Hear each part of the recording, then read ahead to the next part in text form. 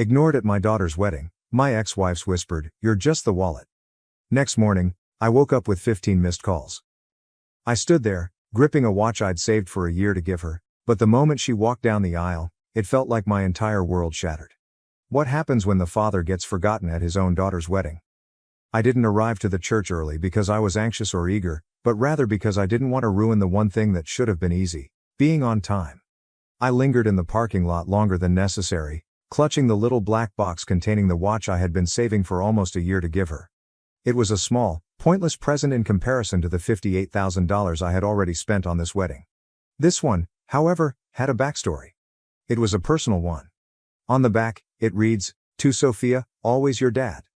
I inhaled deeply before entering, allowing the refreshing blast of the air-conditioned church foyer to remind me that this day was already too formal for someone like me. I was stopped just past the entrance by the wedding planner, a 20-something lady with a clipboard and a fake grin. She tilted her head as if I were an elderly dog she wasn't sure could walk and said, "Hi, you're Lucas, right?" I said, "Yeah, I'm the father," a little too firmly. Her smile was smaller this time, like someone cutting deli meat. "You'll be sitting in the back near the center aisle, right? This way." I blinked. I thought I would be seated close to the front. With that same brittle civility, she shook her head. "Sophia's mom said you'd prefer it this way." I simply walked without saying anything. As we passed polished pews occupied by strangers, my footsteps were too loud on the tile floor. I assumed they were Doug's friends. Extended family on his side. A few individuals gave me confused, pitying looks, as if they had been told I was a problem that had been solved. Like I was scared the wood would splinter, I climbed up from the back, slid into my seat, and sat down gingerly. My chest felt hollow, as if I had swallowed something too large to pass, and my palms were already wet before the ceremony had even begun. Then my daughter Sophia, wearing a long veil, a white dress and a smile so big it nearly hurt to look at her, entered. Next to her, wearing a dapper navy suit and matching boutonniere, came her stepfather, Doug, who walked tall and proud. I sat there, forgotten, a man with a small black box, watching a memory being rebuilt in real time while the audience turned to watch them, phones up, flashbulbs popping. Not even the music was audible to me. A sort of white cacophony flooded my ears, the kind that only occurs when grief masquerades as rage.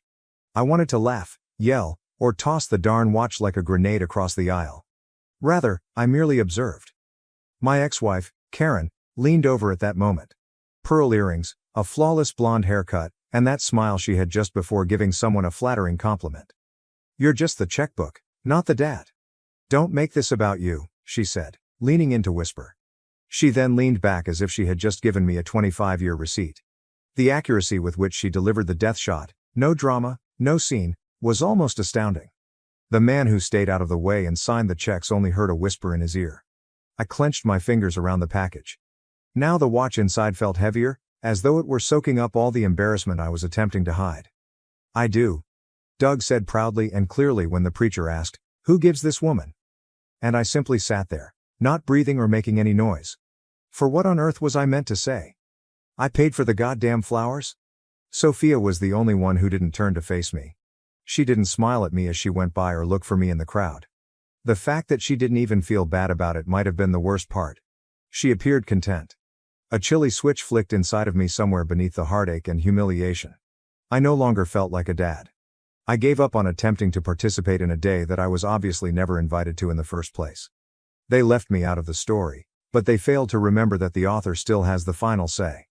As I sat there grinning in my expensive suit, I watched my daughter leave me with her new father at her side. I did not give a clap. I refrained from crying. I took no action. But by no means was I finished.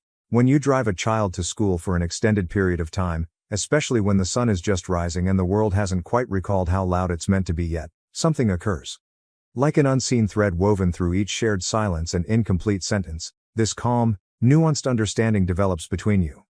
Those early morning drives, when neither of us really spoke much yet somehow managed to say everything that mattered, are what I remember most about Sophia when she was 8 years old.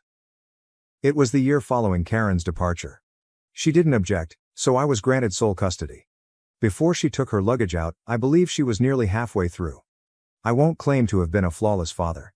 I once sent my daughter to school wearing mismatched shoes because I believed the lights in her room were broken, burned more dinners than I cooked correctly, and neglected to sign a few permission slips. She had only been concealing her laundry, however. Rain, shine, or the kind of tiredness that leaves your bones feeling hollow, I still turned up every single day. I was present.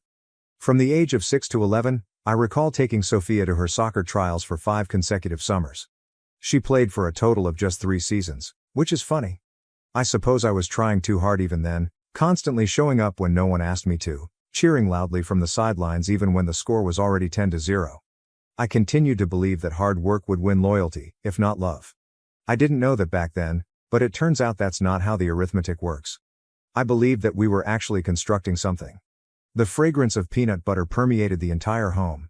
She enjoyed that for lunch, and I never really figured out how to make anything good other than that. Sometimes I would attempt to make it more interesting, like cutting the sandwich into stars or slipping in a sticky note with a stupid joke, but all she would do was roll her eyes and chuckle like a child who can't express how much they love something.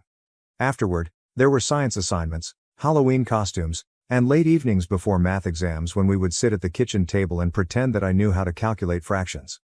I will always remember the day she brought her first boyfriend home. She came in holding hands with this gangly youngster wearing a hoodie 2 sizes too big while I was in the garage fixing something that didn't need to be fixed just to keep busy. She said, "This is Kyle." And he appeared to want to burrow into the plasterboard. I didn't make a scene or say anything smart. She chuckled and simply nodded, saying, "You treat her right, or I'll make you cry." Kyle didn't. Those are still my words. At first, though, things altered gradually. A missed call here, a brief embrace there. Around that time, Karen got married again. Doug was a walking advertisement. He was pleasant, successful, and yet always tan. He was funny, owned a boat, and didn't smell like engine oil like I always did. I found it to be good at first. Instead of a distant mother and 1 workaholic screw-up, she might finally have 2 positive father models. However, it didn't take me long to notice that she spoke his name more than mine, that the holidays had become more complicated, and that I had been invited to lunch on Christmas Eve rather than Christmas morning. This summer was the major change. She became 16. She didn't look me in the eye and hardly touched her food over that entire week. Then one evening, she simply blurted it out in the driveway as I was about to drop her off at her part-time work at the bookstore. "Doug's just easier to talk to, Dad," she remarked. "I should be proud that she found someone else who got her," she continued, as if it were a praise. Hearing it from the girl whose night terrors I used to calm with lullabies I hardly remembered broke something I didn't realize could still break, even if maybe I should have. I remained silent in response. Simply nodded, shifted into drive, and took her to work. We didn't fully communicate. She put a tune I didn't recognize on the low setting of the radio. "Love you," she said as she got out of the car, but it seemed more like a habit than an emotion. Then things worsened. She seemed to be attempting to weaken our bond until it could safely fade away without incident, as evidenced by the unanswered calls and the shorter, more dispersed visits. And because I didn't want to push, I let it happen. I didn't want to be the controlling father who pushed love where it wasn't wanted. All I could think about, however, as I sat in my car in the parking lot outside her wedding reception, were the 17 years I had spent establishing a relationship that she seemed so keen to end. 17 years, 3 days a week, every other weekend, reduced to a single seat in the back and a whisper that told me I didn't count. I hadn't left yet though. I was still waiting in that lot with the little black package still in my lap, unopened. I'm not sure why, but I felt a tug that I hadn't experienced in years, something sharp, angry, and old. Forgotten fathers, we remember everything, and love like that doesn't die easily. I'm not sure what my decision to stay says about me. Perhaps I was waiting for someone to realize that I was still here. Perhaps I was looking for a clue, any clue that this wasn't actually happening as it appeared. Perhaps all I wanted to do was watch how far they would go before someone blinked. As a result, I watched the ceremony with blurred vision, not totally confident that he wasn't already a ghost, much like a man seeing his own burial in a dream. I slid out with the other silent, forgotten guests and headed to the country club where the reception was being held after they exchanged vows, kissed for the cameras, and walked back down the aisle with her hand in Doug's and her grin gleaming. A palace served as the receiving area. Real columns, marble floors, and champagne glasses so tiny they felt like holding a breath are all examples of this, and it's not a metaphor either. The people were laughing as if nothing in the world had ever disappointed them, and they were dressed in clothes that cost more than I made in a month. I entered, gave no one a specific nod, and made my way directly to the bar. I nearly burst out laughing when the bartender asked whether I wanted an open tab. Saying, "It's my daughter's wedding." He didn't understand the joke, poured me a bourbon, and went on to the next man in line, who appeared to fit in better. I already paid for everything in this damn room. I located a table close to the corner, close enough to conceal myself but not quite in the shadows. I saw Sophia and Doug dance for their father-daughter waltz. That was so ironic that I almost dropped the glass out of my hand. I couldn't decide whether to flip the table, laugh, or cry. Bourbon was my choice. After 3 drinks, I began to feel brave, or perhaps simply numb. It never even came out of the box, I thought as I continued to brush my thumb over the engraved watch in my pocket. Don't be late to your own wedding, kid. Was the little joke I had planned to tell her during our dance, but it never worked out because the time never arrived. Then, as if I were an old college friend he hadn't seen in a long time, rather than the man whose shoes he was filling without authorization, Doug came up and grinned as if nothing had happened. He said, "Hey, Lucas," and held out a hand. I glanced at his hand but didn't shake it. Instead, I gave him a quick, firm nod, as if to keep my brain from blowing up. "Thanks again for helping make today happen. Means a lot to Sophia." "Sure," I replied, delighted to be able to finance the fantasy. He chuckled as if I were kidding. I wasn't. The DJ declared that the toast will start a few minutes later. Her college friend, a decently pleasant girl with little to say, was the maid of honor initially. Then came Doug's younger brother, the best man, who appeared to have rehearsed his speech in front of the mirror but still managed to fumble it. Hugs, cheek kisses, clinks of glasses, and laughter. The entire thing had the appearance of a fucking brochure. However, nobody called my name. The bride's father was not asked whether he had anything to say. I got to my feet at that point. I didn't wait for the song to end or ask for permission. I went directly over to the microphone, grabbed it as if it were mine, and cleared my throat. As if someone had put the emergency brake on the whole party, the conversation abruptly stopped. I noticed Sophia's mouth opening slightly and her eyes widening. Karen's expression froze. Doug did not move, but he leaned forward in his chair. Astute? I simply started talking without shouting or raising my voice. When Sophia was 5, she asked me why the sky was blue. I didn't know the answer, not exactly.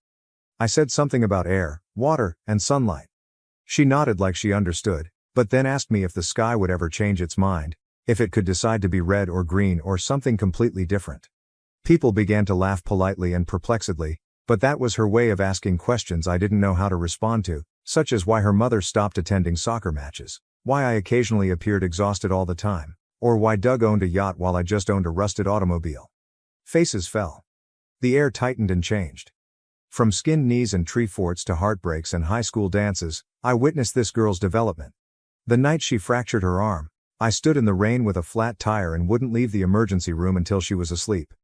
I taught her how to balance a checkbook, how to parallel park, and how to be proud of doing the difficult things, even when no one else is looking. I looked around the room. The majority of people had stopped eating. A few had set down their glasses. I never sought anything in return, and I never asked for applause. I assumed that love would suffice. I did, however, sit in the rear row today. No pictures with the bride. Don't dance, no words. Only a bill. Sophia's mouth quivered. Karen refused to look at me. Doug had not yet moved. I suppose I'll just be the bank that trusted her silence if I'm not the father. There was only the sound of forks scratching plates and someone clearing their throat close to the bar. No applause or cheers. Gently putting the microphone down again, I made my way back through the crowd as if it were a fog that was unable to separate. I didn't take the watch out of my pocket or say farewell. The silence was louder than any speech I could have prepared beforehand as I left the event and into the chilly night air. My phone sounded like a siren the following morning, 17 voice notes, all from Sophia. Some were upset, some were crying. Just a single sniffle of quiet. The final request. Please talk to me, Dad. Please. I didn't know. Please. I didn't hit play again, though, not quite yet. The phone was vibrating every few seconds as another voice message from Sophia arrived in my inbox with a gentle ping that somehow managed to sound more like remorse than a notice. It rested on the kitchen counter as if it had been waiting for this moment its entire existence. I sat down in the same wooden chair where I had taught her how to weave friendship bracelets when she was 10 years old and devastated because her best friend had stopped sitting with her at lunch. I poured myself a cup of stale coffee, the kind that had been in the pot for too long. In some way, the chair felt smaller now, as if the wood under me had been squashed by grief, or perhaps I was simply carrying more weight than usual, the type that doesn't show up in mirrors, the kind that doesn't go away with time or exercise. She began the first message by sobbing, not the type of polite sniffles you hear in movies, but actual, Unfiltered sobs and nasty gasps that came from the place deep inside her chest, where the body stores all the things she doesn't want to say. "Dad," she began.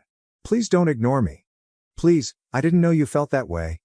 I didn't know they put you in the back." With my shoulders down and my arms crossed, I listened without touching the screen, trying not to react because there wasn't much more to say. What kind of apology could heal a hurt that had been neglected for years? A few minutes later, a second, more irate message arrived. "You ruined my wedding. Do you even realize that?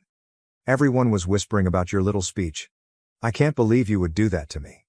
As I looked at the floor, I pondered how easily individuals might go from sadness to guilt when they eventually face the truth of a broken mirror. I simply took another drink of bitter coffee and waited for the next one without saying anything into the air. The third message was brief and said, "You embarrassed Mom." Like her mother hadn't spent the greater part of 10 years telling her that I was simply a bearded walking bank account. There was no emotion or justification, just a straight strike to the chest. The fourth followed shortly after. "Doug said you told him you didn't want to be involved, that you were too busy with work to care about the planning, that you didn't even RSVP until the last minute. Why would you lie like that?" When she said the word lie, her voice broke, and I felt my fingers clench into a fist on the side of my thigh for the first time that morning. The RSVP had not escaped my notice. On the same day that I received it, I returned it. Hell, I had already seen the font choices and paid for the printing of the fucking invitations. However, it was now beginning to fit together like puzzle pieces that I was unaware were on the table. She had been fed stories by Doug, small, casual things that were likely spoken over breakfast or in the vehicle, never loud enough to set off alarms but just subtle enough to make her wonder who I was. I shrugged when she asked why I hadn't called after her college exams, and I smirked when I didn't attend a brunch to which I wasn't invited. Short tales. Minor omissions. Until I was outside my own daughter's life, peering in through stained glass, each of them put a brick between us. Her tone had changed once more by the seventh message. "I remember when I broke my wrist and you stayed up all night with me. I remember how you used to put my stuffed animals in a circle around me when I was sick so I wouldn't feel alone. I don't know why I stopped remembering those things. I let that one hit where it needed to by closing my eyes." Message 10 was more subdued and worn out. "Doug told me you sold your old truck because it didn't make sense to keep something so sentimental. I always wondered why you never drove it again.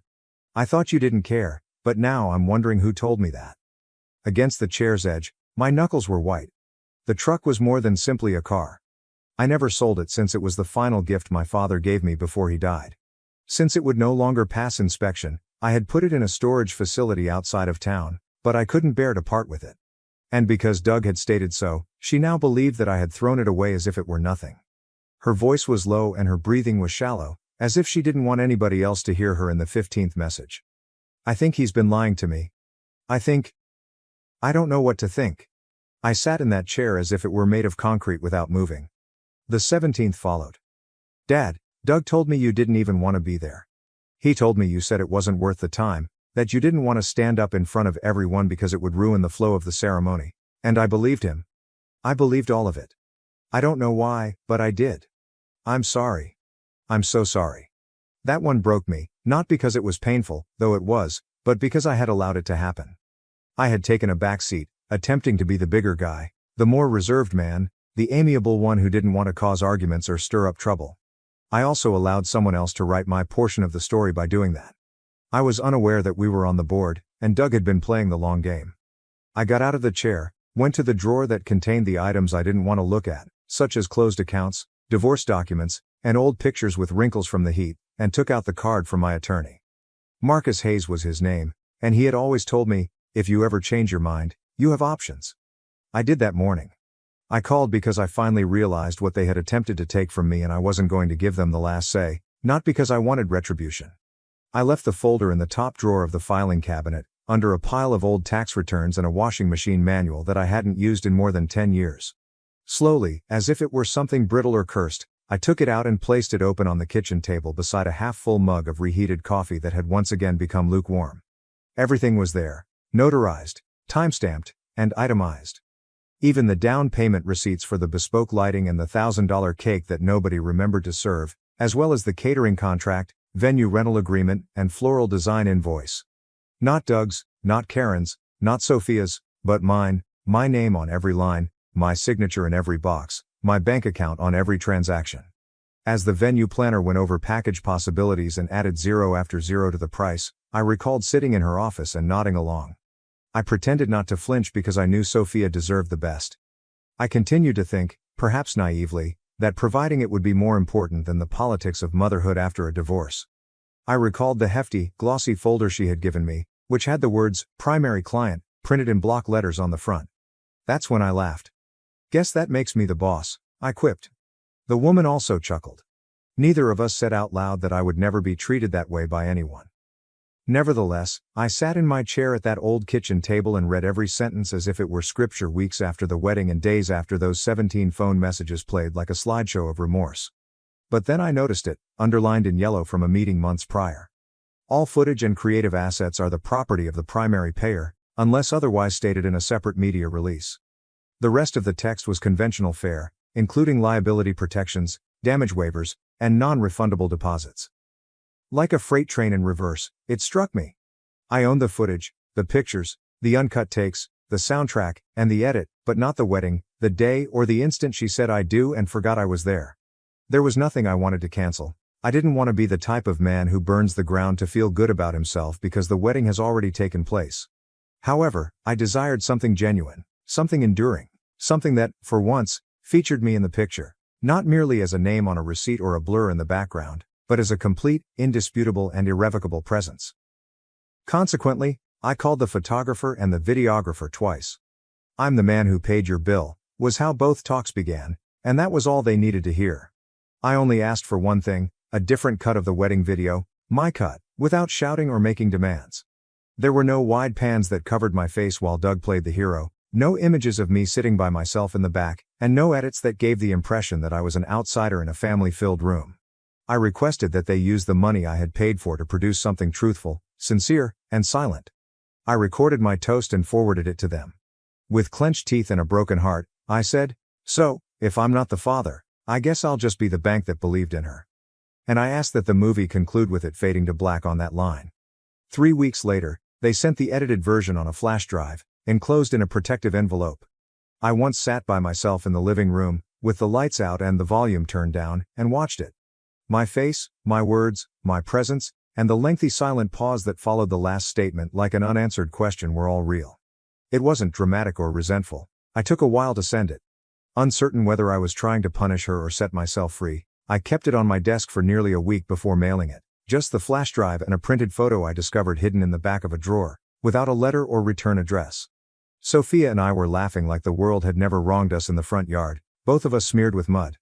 With my hair not yet gray and her front teeth still crooked, she must have been 8 or 9 years old. I assumed she would understand me without my having to say anything if she ever opened the present. I remained silent after that.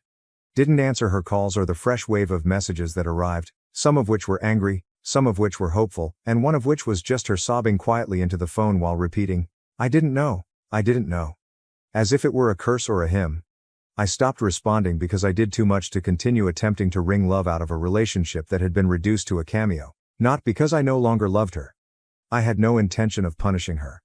I simply didn't want to try out for the part of father in a life that I had already paid a high price to be a part of. Silence is sometimes a disguised form of mercy, despite the common belief that it is cruel.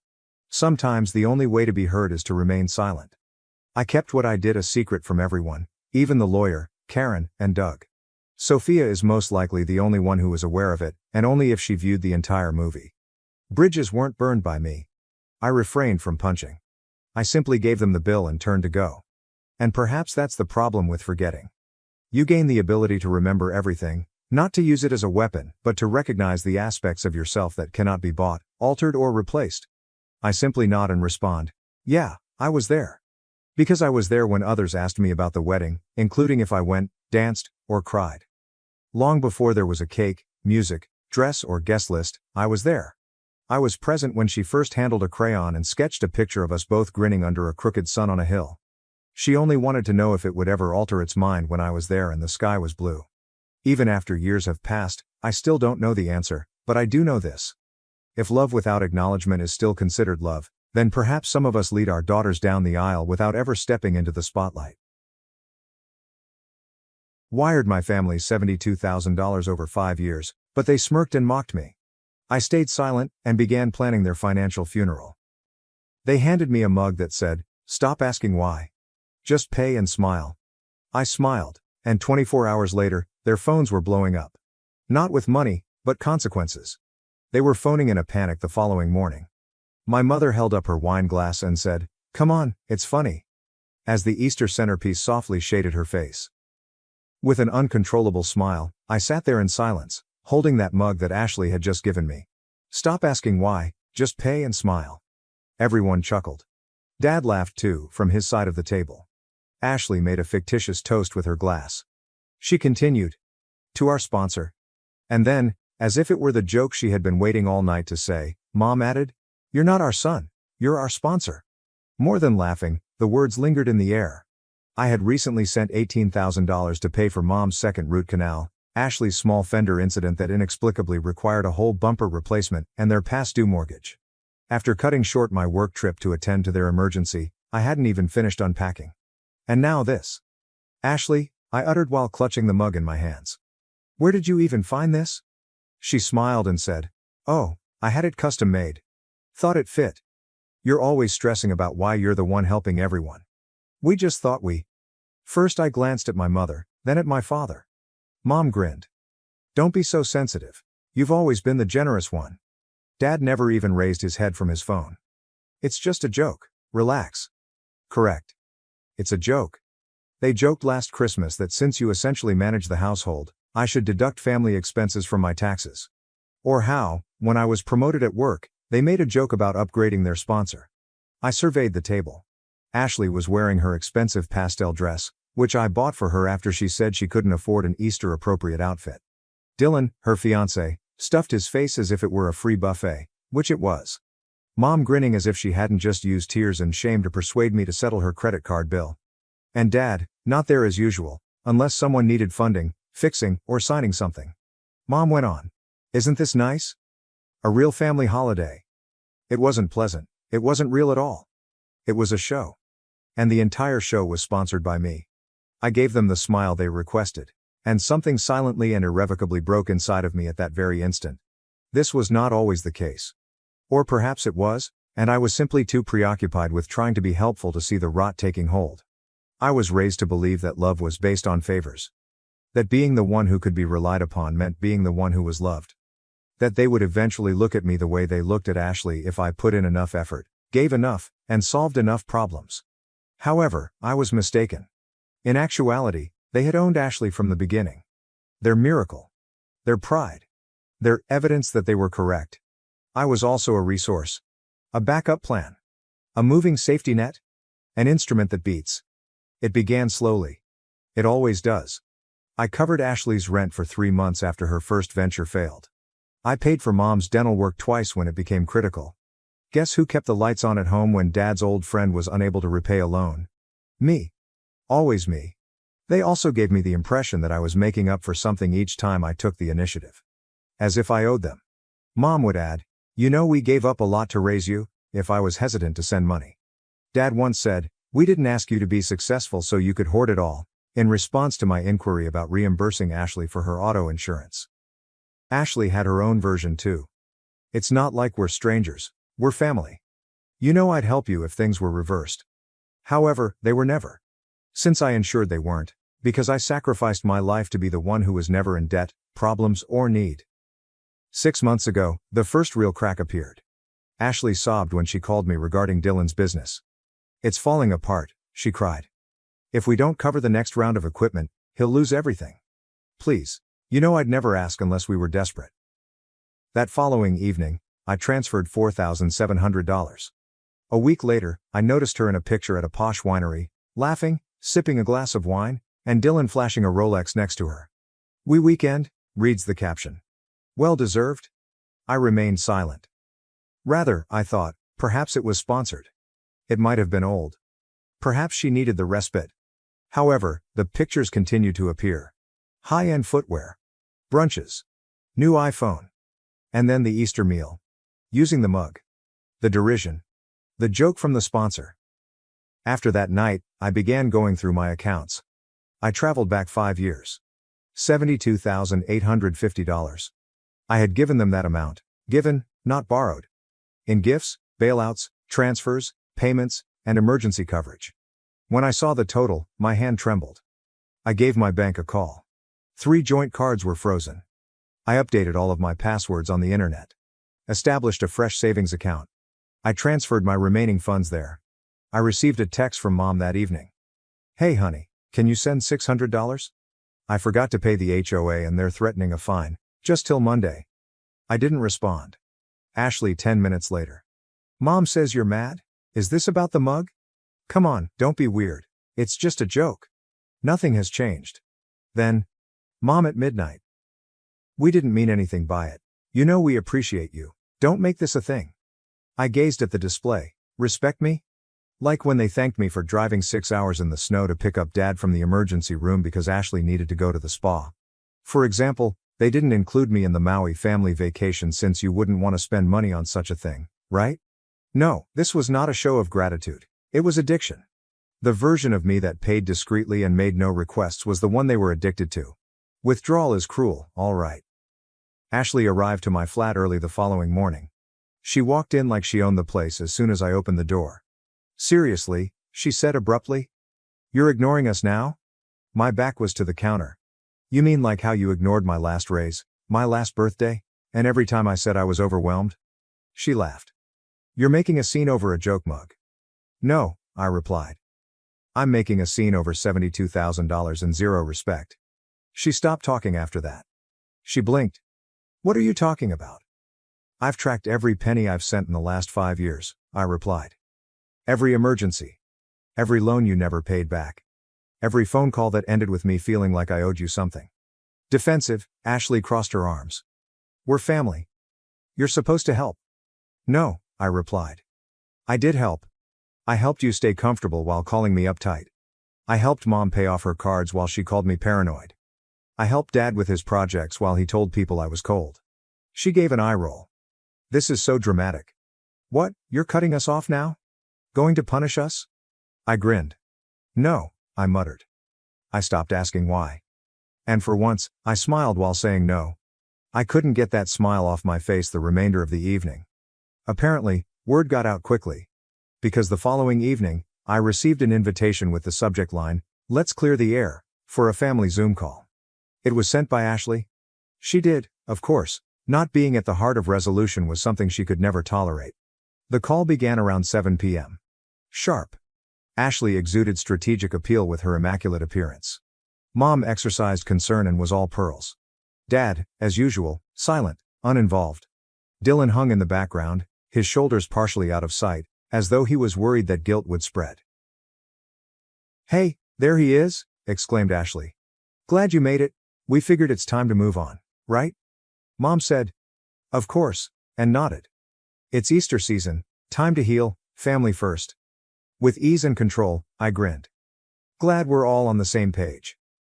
Ashley started off with a self-congratulatory speech about how sticking together makes us stronger and that tension isn't healthy. It sounded to me like background jazz. I accessed my banking app on my phone after unlocking it beneath the table. When I opened the insurance dashboard, Ashley was in the middle of saying something about re-establishing confidence. Ashley's Toyota Corolla from 2021. Registered under my name, paid on a monthly basis. Automatic payment of $249. I selected cancel, confirm policy, then change tabs. DMV website, Ashley receives ownership from me. Submitted, let's get back to banking. A last flourish. Give Ashley $1. Message, I will never give you another money. Put it in a frame. Click. Completed. Her cell rang. She frowned, blinked, and looked down. What is this? I took a drink of my tea. I just took care of something important. Mom narrowed her eyes. What kind of important? I grinned and leaned in. Don't worry. You'll feel it by tomorrow. After that, I unmuted myself, selected leave meeting, and saw their bewildered frozen faces disappear like vapor. My phone's chime verified everything. The money has been sent. Cancelled insurance. Transfer of title. Additionally, Ashley received a legal email in her mailbox informing her that she was now the proud owner of her own mess. At precisely 9:17 in the morning, Ashley's vehicle vanished from her driveway. She texted me as soon as she noticed it, so I know that. Ashley. Have you cancelled my policy? Ashley. Really? Ashley. I've lost my automobile. Toad. Ashley. It's insane. Give me a call now. I didn't respond. After an hour, my mother began phoning. Next, my father. Then Dylan. In less than an hour, 8 calls were lost. I was aware of what would happen next. We need to talk, Dad texted. 5 p.m. on Sunday. Only family. No justifications. Excellent.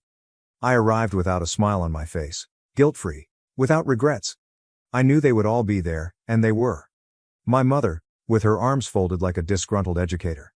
My father, hands on his lap, tense. Ashley, hair disheveled, phone gripped like a weapon, no car keys visible. Dylan, silent, pale-eyed, and flitting, sat off to the side. Sit, Dad muttered. I remained upright. Mom yelled, "You think this is funny? What you did to your sister? The humiliation? The danger?" I arched my eyebrow and asked, "Danger? You mean finally making her responsible for her own property? That kind of danger?" Ashley's voice was shrill and scared as she jumped in. "You had my car towed." "No," I replied. "You had your car towed. I just stopped paying for it." I took a big, well-organized, color-coded folder out of my bag. Saying, 1.72, $850, I placed it flat on the coffee table. That's how much I've given this family over the last 5 years. Everyone fell silent. I'm not asking anymore. I'm demanding repayment. With a harsh, trembling laugh, Mom laughed. "You can't be serious." "Oh, I am," I replied. "For the first time in my life, I'm dead serious." I opened the folder.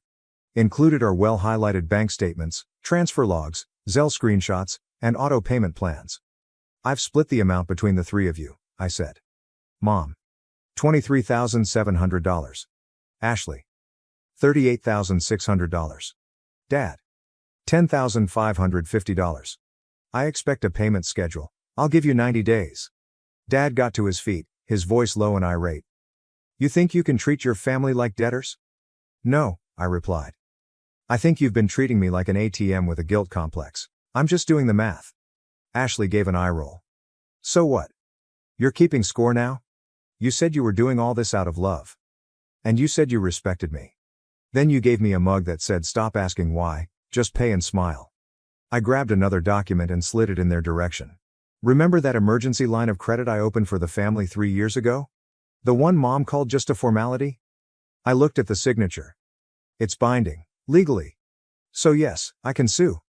The space was still. Dylan said something to himself. "What?" yelled Ashley. He glanced back at her after glancing at me. His voice wavered. "I told you this would happen. I told you he'd fight back." "You told him?" she yelled out. "Are you kidding me? I trusted you." He stated, "You said he'd never push back. That he was too soft." Ashley's mouth quivered. Once more Mom jumped in. "You're overreacting. You're going to destroy this family." "No," I replied. "I'm just closing my accounts." I then took out the $1 transfer printout. I let it fall to the table. "Transaction note, I will never give you another money. Put it in a frame." I walked toward the door and added, "And if you think this is betrayal, then you haven't even begun to understand what losing me actually means." As I walked away, nobody spoke. They were unable to do it for the first time. The quiet was deafening. No one reached out when I left that living room with my folder and their jaws on the floor.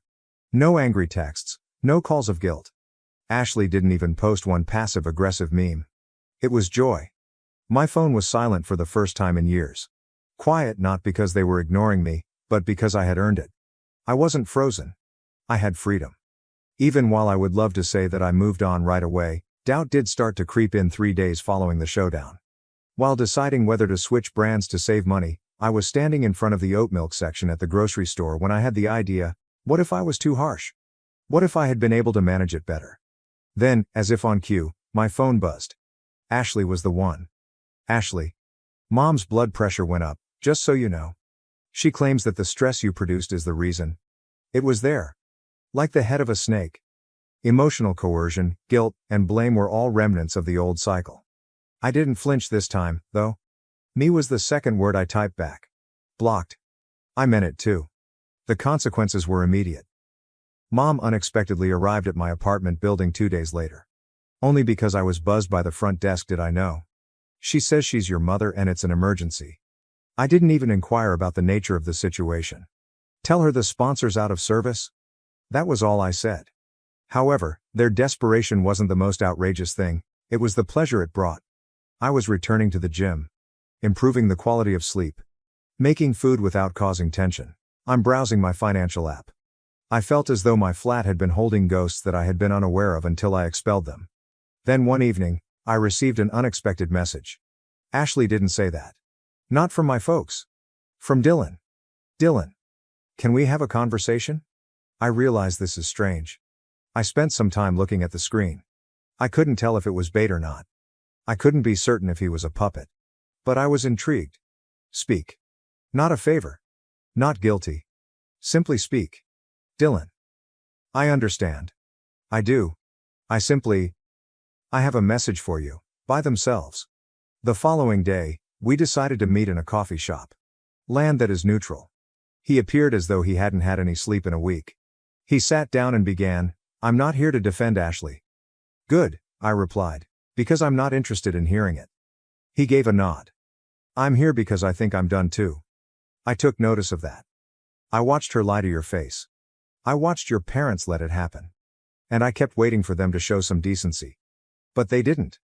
Now she's talking about suing you for emotional distress, he said, running a hand through his hair. I blinked. Seriously? He gave a nod. She's spiraling. And honestly, I don't think she believes it'll work. She just wants to punish you. I reclined. And where do you stand? He gave me a direct glance. I'm out. I'm done financing delusion. I've already spoken to a lawyer. I'm filing for separation. That's done more for me than any punch she could have thrown. I apologize for not speaking up sooner, he continued. I should have. You were the only one holding everything together. I was just trying to stay afloat. For a while, we sat in silence. Then he gave me an envelope just before I left. There's a check within. $1,000. Memo. Toward what they owe you. I know it's not much, he stated. But it's from me, not them. I figured you deserve to know someone saw you. I felt the sting of genuine tears behind my eyes for the first time in years, not out of anguish, but out of approval. I accessed the family debt spreadsheet on my laptop that evening. I wrote, paid $1,000 with sincerity next to Dylan's name. I then changed the file's name to closure in progress. I poured a glass of nice wine for myself. The kind I saved for vacations that were invariably marred by forced smiles and more constrained spending plans. I drank to myself this time. To the tranquility. To the limits. To the liberty of having no sponsors. 3 months have gone by. It has been 90 days since I left that house, dropped the folder on their coffee table and broke my silence. Since then, I haven't seen them. After about the 4th week, the calls ceased. By week 6, the texts had decreased. Ashley has reportedly been taking time to heal, which I presume is code for finding a new idiot to support her lifestyle, according to mutual pals. I didn't give a damn. I had lost my anger. They have never been able to comprehend that. I'm done, I said, not in a furious manner. I intended to say finished, as if a chapter had been concluded, like an internal door bolted. I was no longer a sponsor, and I was now a man with a future free of shame, pleading, and emotionally ruined people bearing my last name. I moved out of state for a new job. Less chaos, better pay. The new flat was a place free of the echoes of past phone conversations and frantic pleas for money. I began attending a boxing gym. I was finally able to fight, not because I wanted to. Once more, I had my own schedule. It's my money. It's my energy. I became pals. Not the sort that remembered your birthday and didn't give you bills masquerading as emotional needs, or the kind that desired something. I even went back to dating. Someone who is tranquil. Someone nice. What do you need today? As opposed to can you help just this once? For the first time in 10 years, life wasn't simply better, it was real. Then, last Sunday, precisely 90 days after the altercation, an unforeseen event occurred. I received word of a deposit. Mom gave me $1. The memo, I assumed you would like the mug to be appropriately framed. For an entire minute, I gazed at it. I initially believed it to be bait, a joke. An attempt to entice me back in via passive-aggressive tactics. Then, though, there was another alert, an additional $1 from Dad. Interest. People say I owe you more. Then 30 minutes later, Ashley gave me $2.50, not a message, nothing but quiet. It was unbelievable to me. It was absurd. Symbolic. Petty. Perhaps they were making fun of me. Nevertheless, for the first time in weeks, I burst out laughing. I almost spilled my coffee laughing so hard. Because all of a sudden, I understood that they were finally carrying out a request I had made for years. They were repaying me. In the tiniest, most reluctant manner imaginable. However, it had begun. Perhaps that is what frightened them the most. Not the cash. Not the quiet. However, I ultimately forced them to face the consequences. However, the twist wasn't that. Later that evening, the twist was revealed. My phone buzzed again when I was enjoying a beer and admiring the city lights from my balcony. It wasn't an SMS message. My bank sent me a notification. $3,000 had been paid. Ashley is the sender. Memo. Not at all. I blinked. Revitalized. Checked once more. It was authentic. $3,000. Not a message. No justification. However, I was aware. This was hardly a sacrifice for peace. It was terror. Fear that I might actually file a lawsuit. That I wasn't playing a bluff. That she had lost her power. She had misjudged me. They all had. And now, they were attempting to re-enter the version of me that paid the bill and remained silent. Too little, too late, only this time. I saved the screenshot I took in the same folder where I kept track of their debt. After that, I gave that folder a new name, Closure Confirmed. I gave $1,000 of that money to a nearby women's shelter the following morning. I transferred the remaining funds to a fresh savings account called Rebuilt from Ash. Because this narrative was just that. Not retaliation. Not discipline, recovery. I regained my time. My funds. My name, and above all, my tranquility. And as I stood in my new flat, which was bright and full of plants and had no signs of coercion, I muttered as I gazed around. This is what family should feel like. Thanks for watching and diving into this wild family drama with me.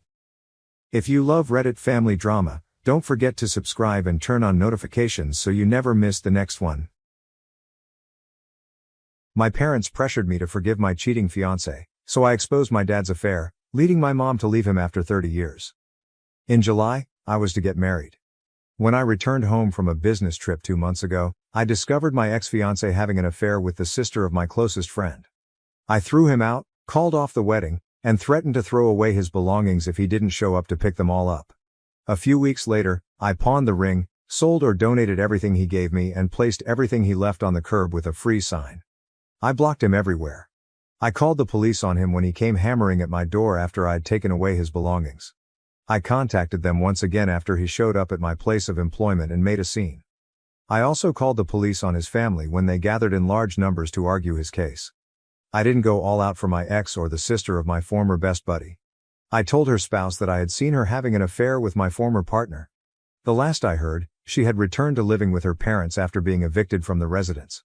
My former best friend made an effort to persuade me to give them both an opportunity to clarify. What? No. She then accused me of being cold-hearted and petty, accusing me of destroying her sister's relationship. Therefore, I also kicked her out. I don't want to be around dishonest people who don't care about betrayal.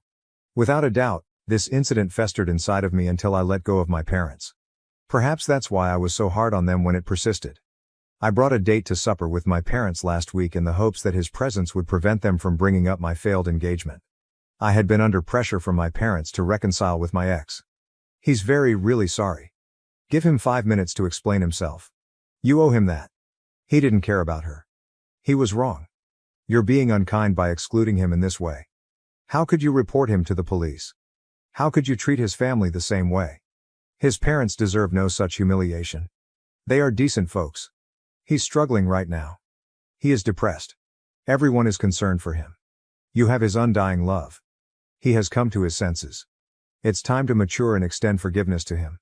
No, they continued to bring it up despite my date's presence.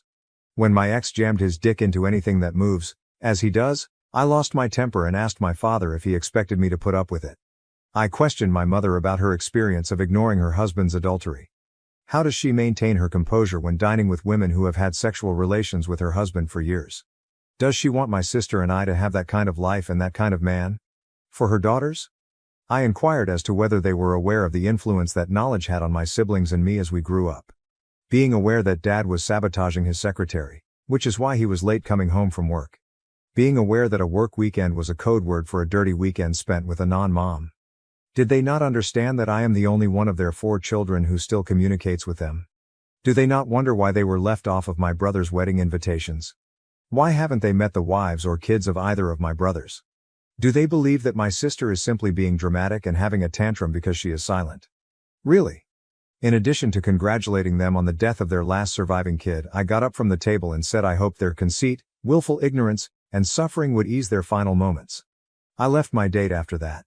Instead of using him as a FU to my parents, I ought to have saved him for a special evening. He drove me to the closest pub, let me on his shoulder as I got totally wasted, and then made sure I made it home without incident.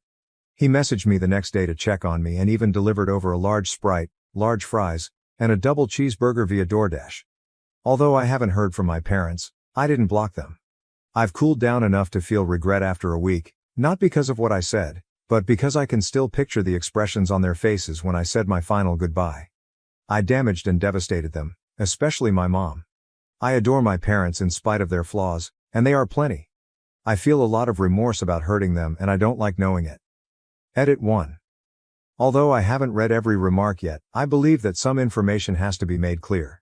My date was aware that we would be dining with my folks. When he invited me out that morning, I told him what I had planned for the evening and asked him if he wanted to go. I was surprised when he said yes. When he did, I told him that I wasn't being serious and that it would likely make him feel a bit uneasy. He simply chuckled and offered to pay bail if necessary. There you have it, he knew there would be drama in that restaurant. Edit 2. I have other folks in my life besides the ones I named in my post. My siblings are with me. They didn't interrupt me. Just a few days after I found out about the adultery, my sister flew in to be with me. I also had amazing friends who helped me move my ex's belongings to the curb, pack up my belongings, and even find me a person who paid a reasonable amount for the engagement ring.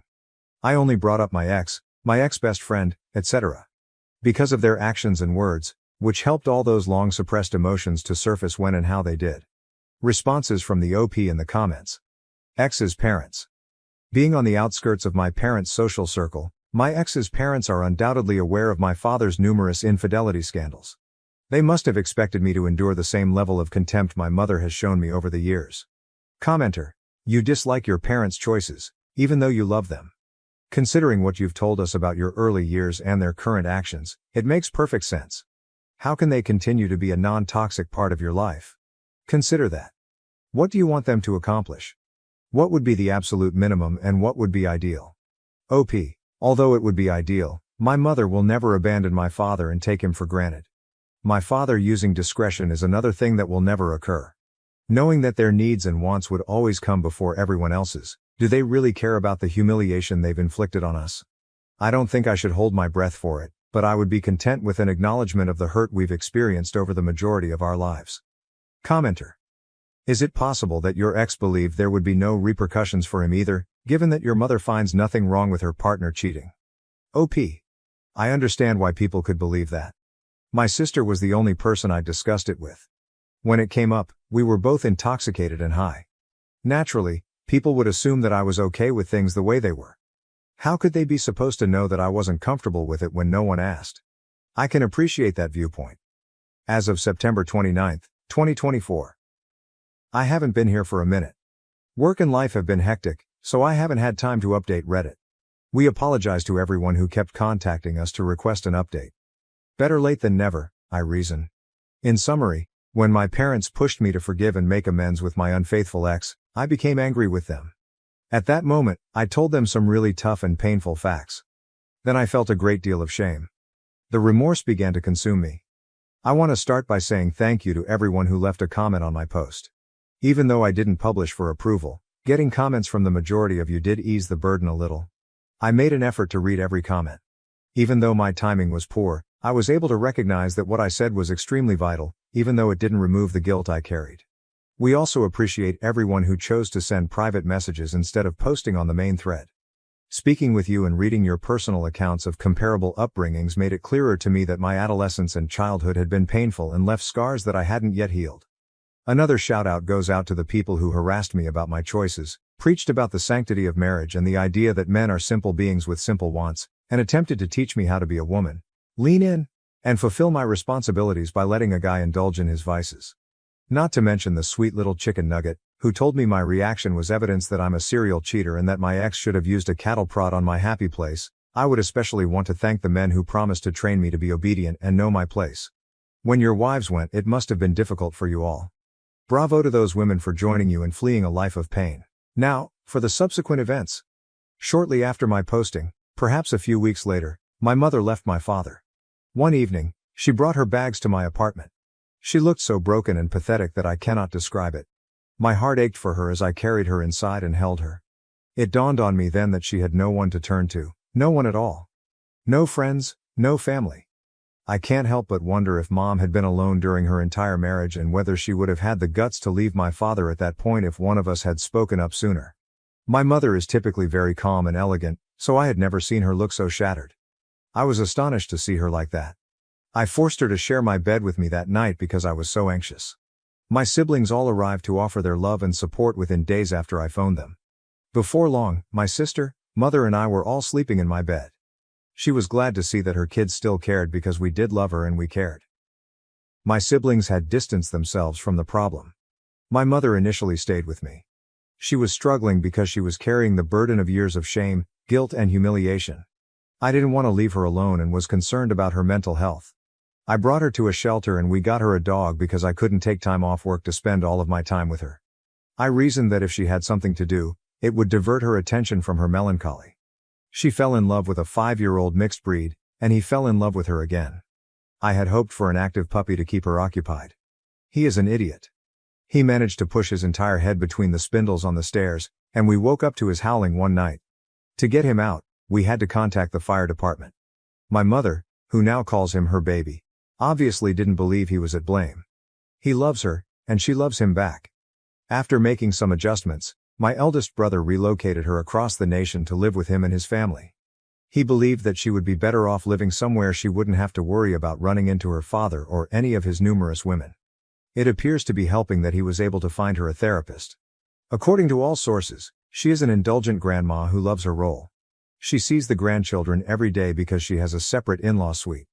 According to my brother, the children are typically located at grandma's when they go missing. My dad, on the other hand, is still my dad. He has plenty of company. He invited me to supper to introduce me to the new woman in his life shortly after my mother moved. Since she had always referred to my mother as her best friend, I reminded them both that I knew exactly who she was. Another awkward dinner is about to happen. My dad made an effort to make it as amiable as possible, but every time she talked to me I would recall an instance from my early years when she was around our family and inquire as to whether or not she was having an affair with my father at the time. He contacted me the following day to express his disappointment in me. It only seemed right that I disclose my own disappointments. He attempted to minimize what he had done over the years and even played the victim of his own acts during our little argument. I ended up barring him and ending the chat abruptly. He arrived at my door a little more than a month ago. He must have been a little alarmed when I refused to let him in. He expressed his desire to keep me around. Whatever you think of him, he is my father, and I love him and don't want to lose him. He assured me that he would not have me engage with any of his women. We have had a few enjoyable and successful adventures thus far, and I'm cautiously optimistic that we can stay in each other's lives. As for me, I'm in treatment because I followed the advice several of you provided me. Realizing that you're not as good as you may believe is a humble moment. Going through all that history and therapy has been nearly intolerable. After certain sessions, my only wish is to go to the closest bar and drink till I lose all memory of what I've just experienced. I'm using therapy to figure out where it all began and why I am who I am. One of the hardest things I've ever done, in my opinion, is therapy. I'm not sure why some of you do it so voluntarily, or how you've done it for as long as you have. It is helping, even though I feel like a crazy nutter, for listening to all of you nutters in the first place. The majority of you have been waiting for this update. The number of messages I've received from folks who want to know more about him is incalculable. You all seem to be saying, "Girl, just tell us about the date. We don't care about whatever crisis you're going through in your life." Since my piece was not about him, I have not responded to any of those questions. In a roundabout manner though, I feel like I owe you all something because you all contributed to our current situation. I will mention a few things, but I won't go into detail about everything that has transpired between us. After watching a podcast on YouTube, he got in touch with me and emailed me a link along with the question, "Is this you?" It would be an understatement to say that I was mortified. I was too embarrassed to respond to him. I didn't even read the messages he sent me over the following few weeks because I was so overcome with embarrassment. A ton of screenshots of people's remarks were there when I eventually got around to reading them. I doubt I need to explain what those comments said to you. After a while, I responded to him. As I previously stated, I have had a hectic personal and professional life, so it was challenging for us to find time to visit one another. He has a life and a job too. I didn't think we could develop a friendship, much less anything more, because we could only get together for coffee a few times. Since then, however, I've discovered that he is as relentless and tenacious as a hound with a bone. He persisted until we managed to schedule another date. After that successful date, there were others. He finally introduced me to his grandparents, who were the two most significant individuals in his life. I currently own a little flock of wooden birds that his grandfather carved. His grandmother feeds me whenever I visit her and typically brings food home with me because she believes I'm too thin. He is friendly with my brother and sister, and he even accompanied me to my mother's birthday celebration, where he got to know them all. He treated her with great grace. I had him stored in my phone as Cheeseburger, for a time. When he objected, stating, "I bought you a double cheeseburger," I began referring to him as Double Cheese, which I ultimately abbreviated to DC. My phone still has him saved as Cheeseburger. I'm not sure how to handle the fact that he is an undercover Swiftie. I don't dislike Taylor Swift, but I didn't think he would like her. I'm okay with his using me as a front for his Swiftie inclinations, just as he did with his younger sister and niece. Reactions from the OP in the comments. Remarker, this was an update now. I hope the best for you. Request a duck to accompany the birds. Haha. I hope you have a happy life. OP. He handed me a goose when I asked for an owl. LOL. Remarker, hearing that you're seeing the cheeseburger makes me very happy. I'm hoping. Commenter, that you're seeing the cheeseburger makes me very happy. I hope that continues to go smoothly. I was expecting some news about the cheating ex, such as the fact that he's homeless and unemployed. LOL. Subject, he's not even a blip on my radar. Questioner, why do you even still love your dad? Ash, are you in contact with him? OP, I cherish my father. Just like I love my mother despite her staying, it is possible to love someone and still detest what they do. I will never experience remorse for loving both of my parents. Down the thread. Commenter, in what way do you sidestep the query? Dad, do you love him? Do you adore your mom? OP, the things he subjected us to were abusive, and the things she made us stay through were equally abusive. In any case, I adore them. I will admit that I adore my folks. Sue me. A coworker asked me to be her man of honor. I said no and she went nuts. What did I miss? Original post. This happened yesterday and I'm still confused. Yesterday was my first day back to work after being off for 2 weeks. This is kinda important. One of my coworkers had gotten engaged the week before I left. When she announced at work, we all did the congratulations and were happy for her type of things. I thought it was over. So when I left for vacation last, I knew no plans had yet been made. Then yesterday when I went back to work, my boss Kim and best friend Laura said that coworker Claire was looking for me. I asked what was up and they weren't sure, but she was carrying a little gift bag. A few minutes later, Claire found me and asked how my vacation was. I was telling them about it and she cut me off and said she had a very important question to ask. She handed me a little gift bag and asked if I would be her best man of honor for her wedding. I thanked her and told her that typically this would traditionally go to a close female relationship. She responded that there was nothing traditional about her wedding, so it was good. I looked over at Laura and Kim, who were both trying to keep from laughing. I again thanked her and congratulated her and told her that I wasn't interested in being part of her wedding party and that I would be happier being a guest in the audience. I swear when I said this, it was when we watched her entire demeanor change and a switch flipped. She went off saying that I have to be at her wedding and that she doesn't understand why I would say no. I told her that we only knew each other for a short time and that I had no interest in trying to plan parties, dinners, and shopping trips. She told me I needed to think about it and she would get back to me later. I told her to go for it, but my answer will be the same. She walked away and I looked at Kim and Laura and asked what the ever-loving fresh creepy hell was that. Kim started to laugh and said she didn't know. But saying no like I did might have saved me a lot of headaches in the future. Laura made the comment that she went straight to Bridezilla and this was a look into what she was going to be like. Claire came back today, however she went with a different approach and handed me a list of what she wants me to do and her vision of how she sees things. I asked her why she gave me this and she said that as her man of honor these were my responsibilities. I told her again that I was not going to do any of this.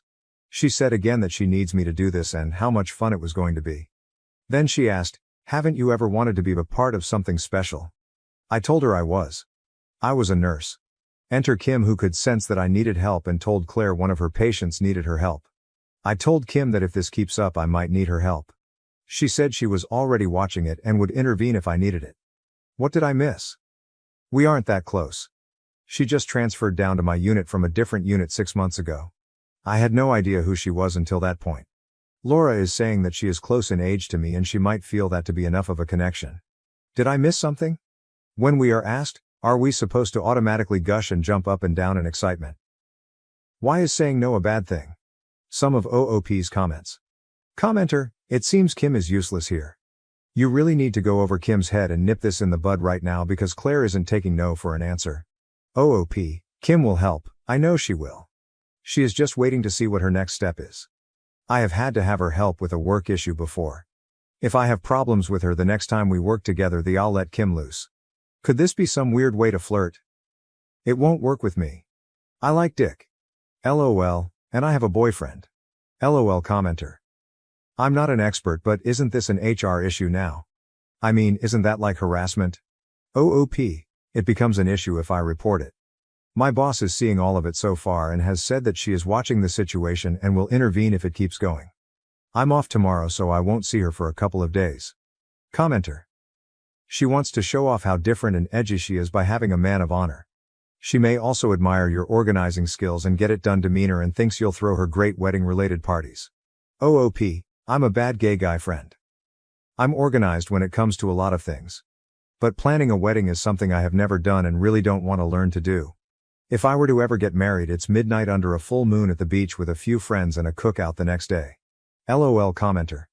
Okay, this is going to sound weird, but since she's advertising that it's a non-traditional wedding, is it possible she's after you for a specific reason? Are you gay or part of a racial minority?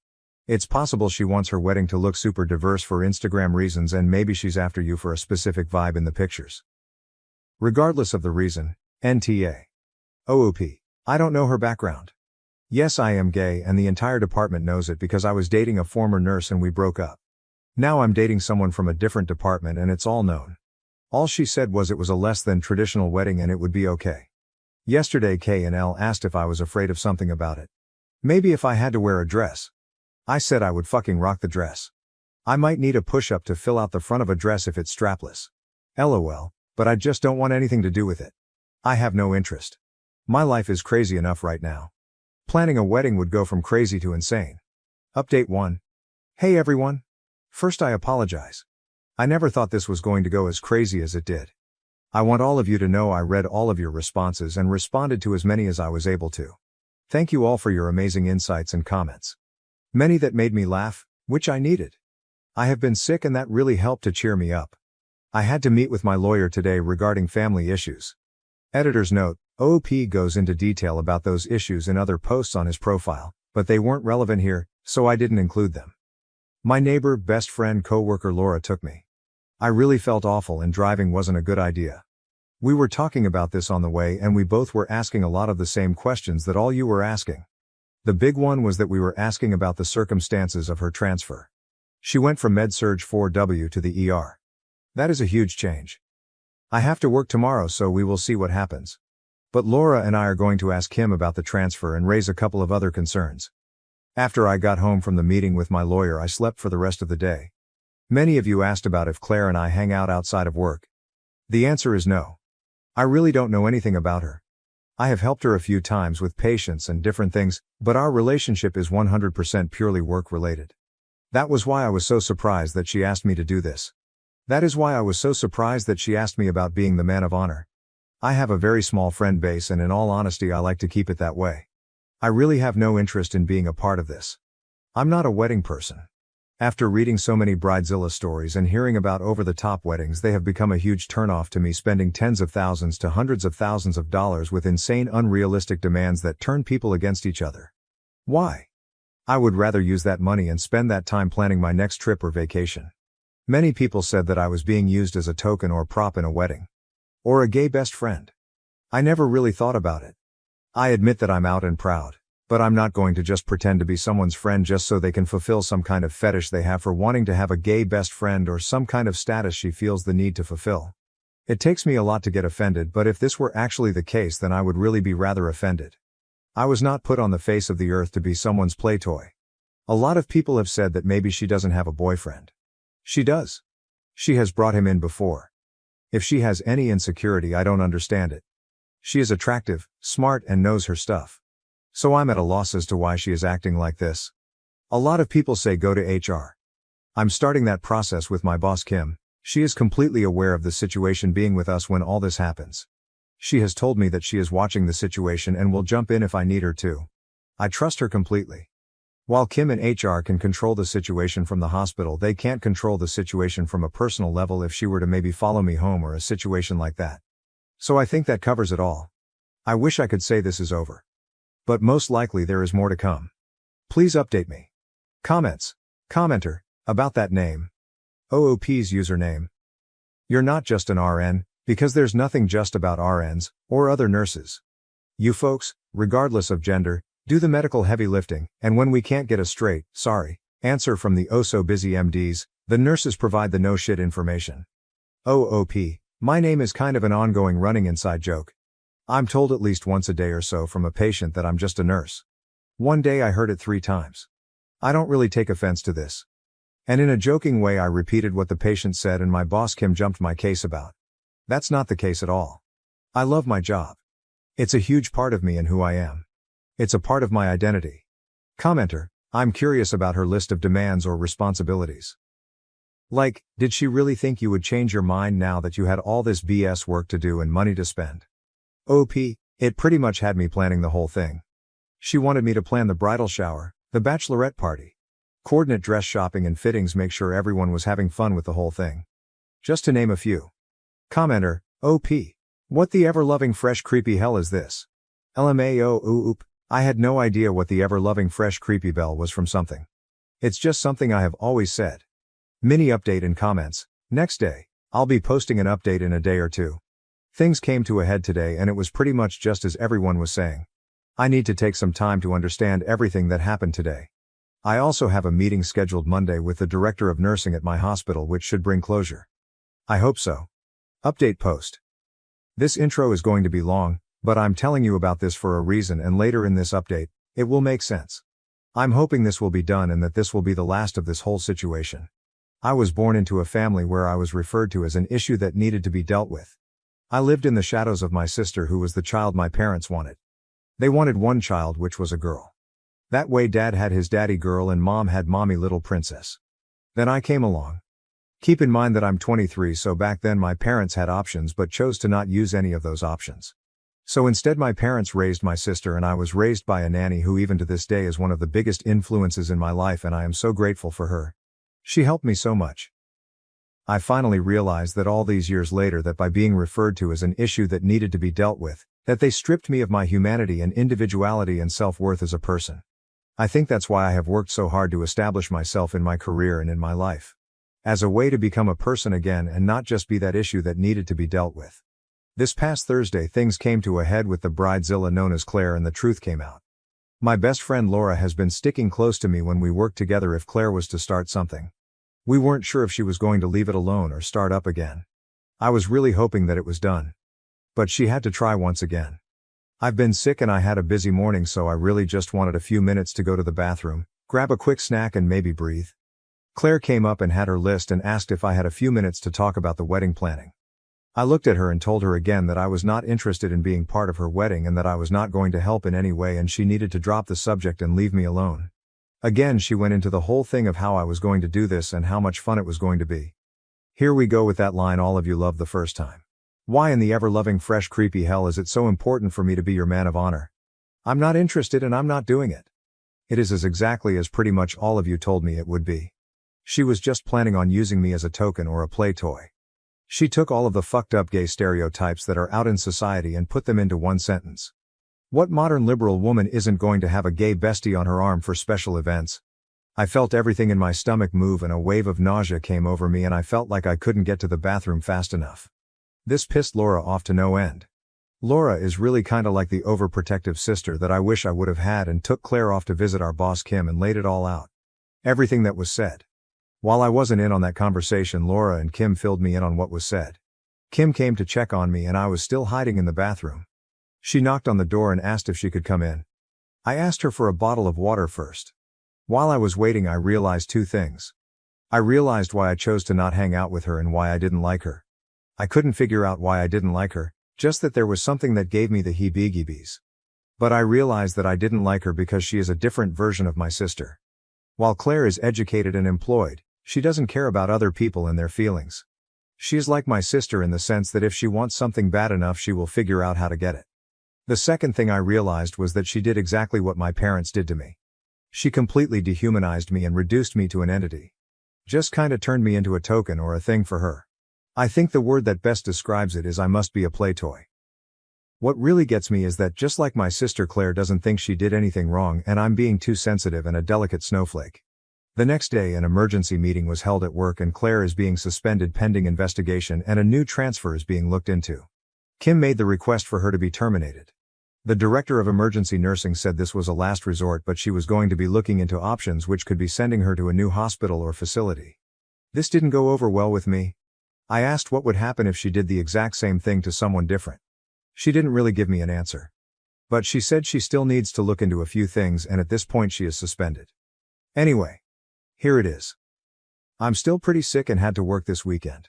If I can, I'll respond. I want to thank everyone for all the amazing support. I am going back to my lawyer to see if he can figure out how to send her a cease and desist letter to make sure she doesn't contact me. I'm heading to bed. Have a good night. Edit. I keep forgetting to thank my boyfriend.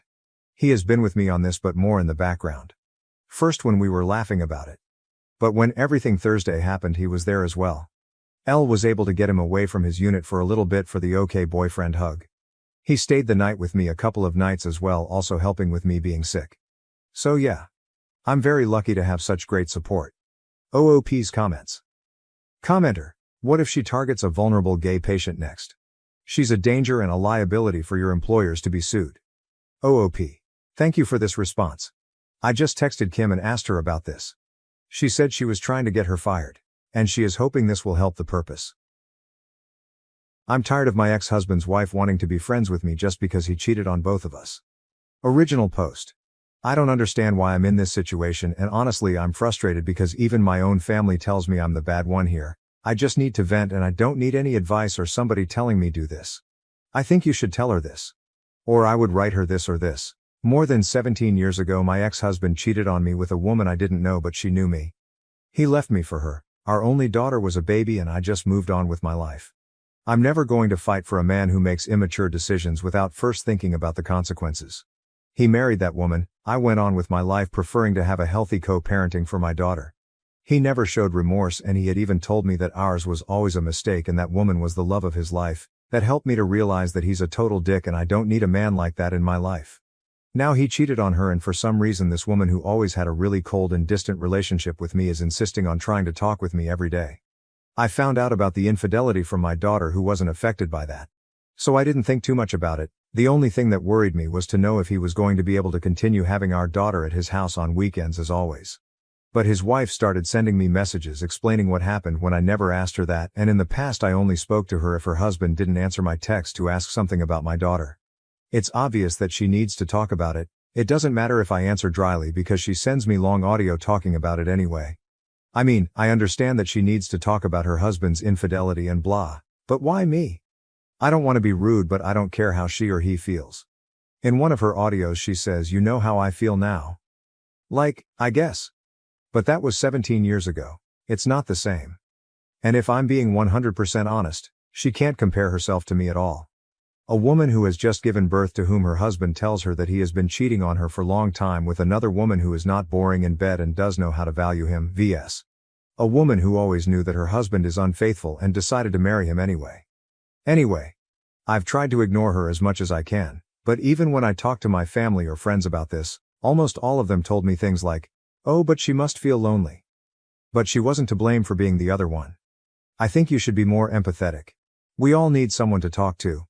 Or my favorite one. "She's not to blame for him being a cheater. You should understand her because she needs help."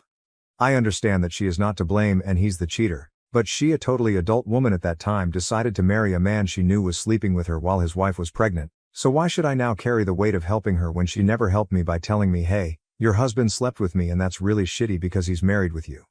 Or that's what I'd do if a married man flirts with me. Now, if she didn't do any of that, then why is it my duty as a feminist to force myself to be her friend? It doesn't make sense, and the worst thing is that almost all the women around me tell me that I should help her and be her ear when I don't want or feel empathy for her or for him.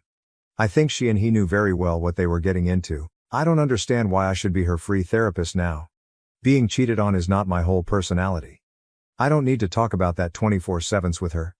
I just chose to ignore her, and that's what I'm going to continue doing because I just don't care how she feels, even if I'm a bad feminist for not feeling empathy.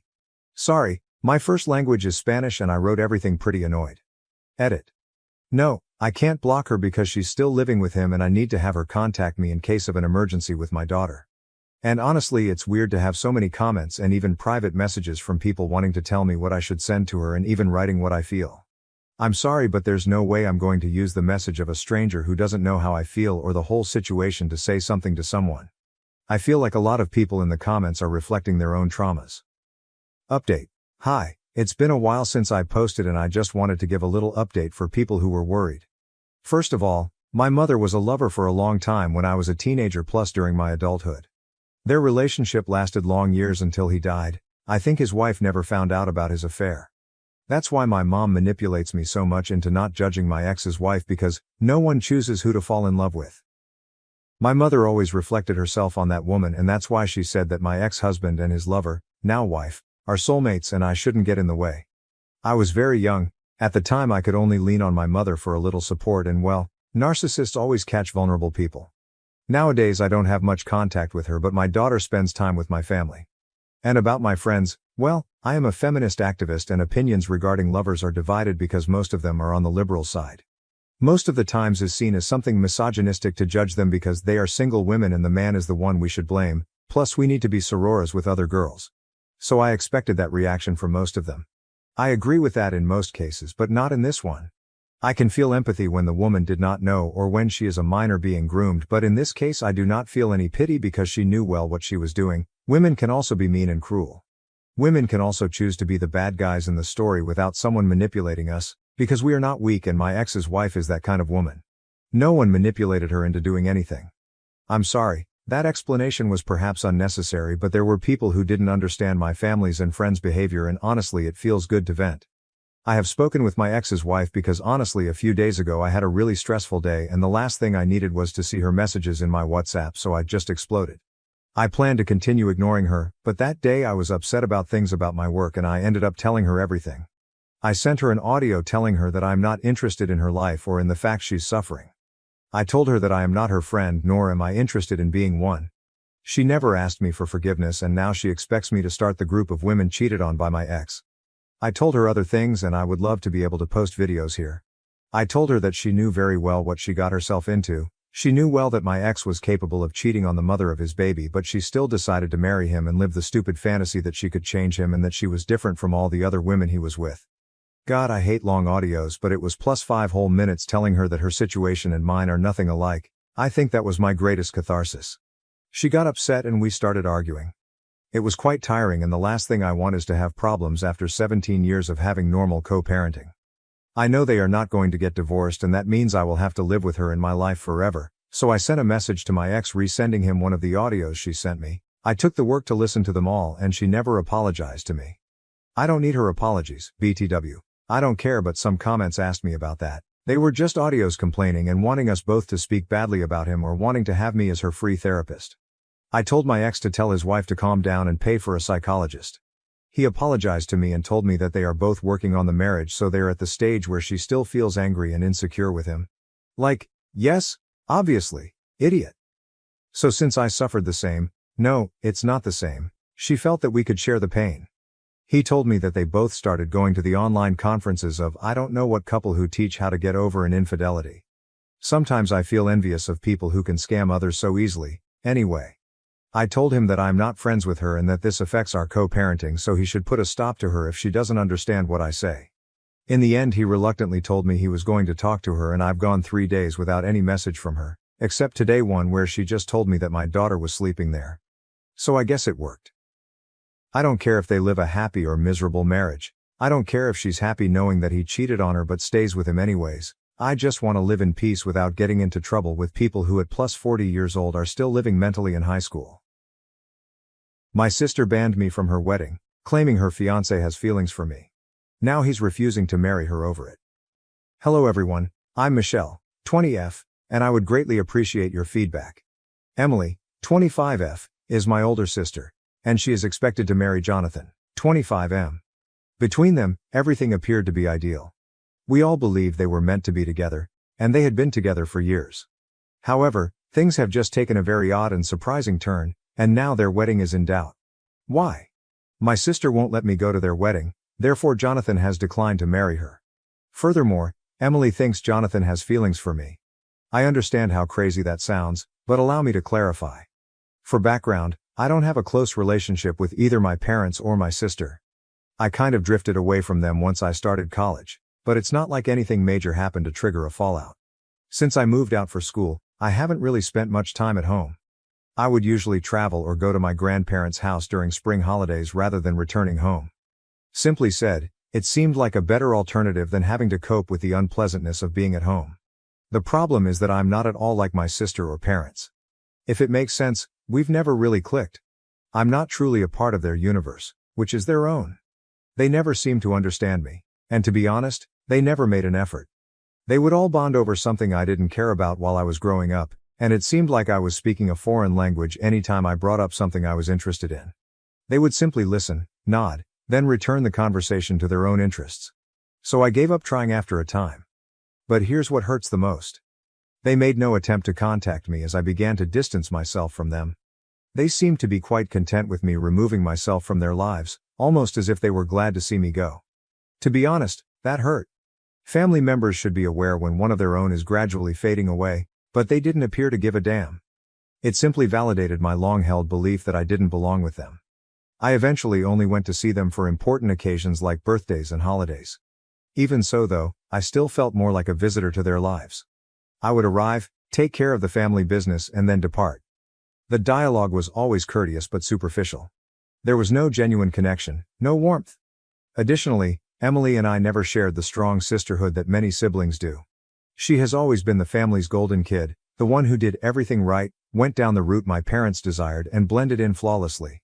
I was the black sheep, the odd one out. They aren't awful individuals or anything, but the way they discreetly disparage me shows that they may be true bullies. You know how some small remarks can have a profound impact despite appearing innocuous at first glance? Yes, I would get that. I eventually came to the conclusion that it was simply preferable to avoid them as much as possible. Why place yourself in an uncomfortable and out-of-place situation? The problem is that when Jonathan joined us for Christmas dinner last year, I didn't feel totally invisible for the first time in a long time. My family has a way of making me feel as like I'm an outsider in my own house and that I don't belong. I wasn't treated that way by Jonathan though. Instead of treating me like the odd black sheep I often feel around my family, he was actually kind to me and spoke to me like a regular person. I didn't give it much thought at first. It was only basic politeness after all.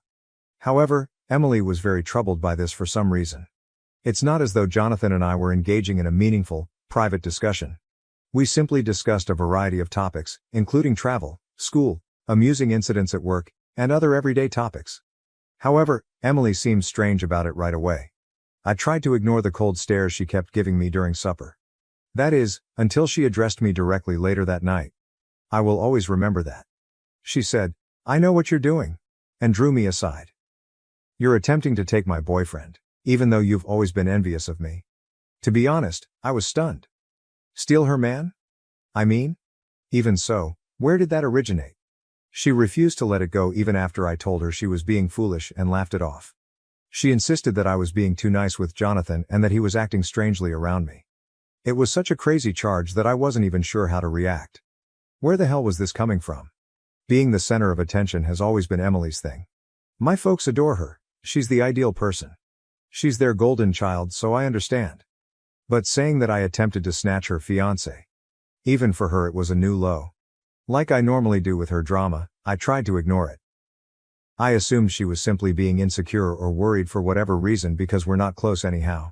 The problem is that after that night, things became strange amongst us all. I didn't believe Emily could have gotten any farther away. She seemed to be deliberately avoiding me now, even though we were never close in the first place. She would either act as though she couldn't be bothered or give me one-word responses if I tried to speak with her. She would be glued to Jonathan's side during family get-togethers, as if she were claiming her space. It was absurd. Jonathan, however, pretended that nothing had changed. He remained courteous, amiable, and normal in my presence. What truly irritates me, I suppose, is how easily my family seems to agree with Emily. There were subtle clues, but no one ever spoke to me explicitly. Every time Emily and Jonathan were present, my mother would give me these strange stares. My dad, who is generally quite indifferent, began saying more about the value of connections and the necessity of family support. Everything was quite passive-aggressive. My anger increased as I gave it more thought. I've never been the kind to become entangled in the drama of others, much less that of my sister. Why would I suddenly get interested in Emily's fiancé when we almost ever speak outside of family gatherings? It was illogical. My grandparents informed me of Emily's engagement a few months later. Indeed, I was not even informed that my own sister was getting married. Finding out from my grandparents was a stomach punch, even if I wasn't exactly expecting her to send me a personalized invitation with love and glitter or anything at this point. You know, the kind that validates your preconceived notions about your family's lack of concern for you. I suppose I had been clinging to a sliver of hope that, despite the stress and distance, she would still think of me as having been a part of this significant occasion in her life. Hey, we're sisters, right? I thought. We may not be close, but I am still her family. That was obviously too much to ask for, though. When I learned about the engagement, I kept quiet to Emily. I initially assumed that she might have forgotten to tell me or that she was simply preoccupied with wedding preparations. For some reason, I was still giving her the benefit of the doubt. Even though I realize that sounds foolish. I assumed that she would ultimately give me a call or at the very least, send me a last-minute invitation. However, days stretched into weeks, and nothing happened. Crickets. Then I got an unexpected call from Emily. Since we hadn't actually spoken since that strange accusation over Christmas, I must admit that I was taken aback when her name appeared on my phone. I replied, attempting to sound informal, as if my own sister hadn't forgotten me entirely. She broke the news to him after a few awkward minutes of small talk. I'm not inviting you to the wedding. As I tried to take in what she had just said, I became silent for a moment. Even though I wasn't particularly eager to leave or anything, it still hurt to hear her say it aloud. When I asked her why, she gave me the most ridiculous explanation. I don't want you there because Jonathan has feelings for you. It will simply be uncomfortable. I had to laugh, laughed aloud indeed. It was unbelievable to me that this was taking place.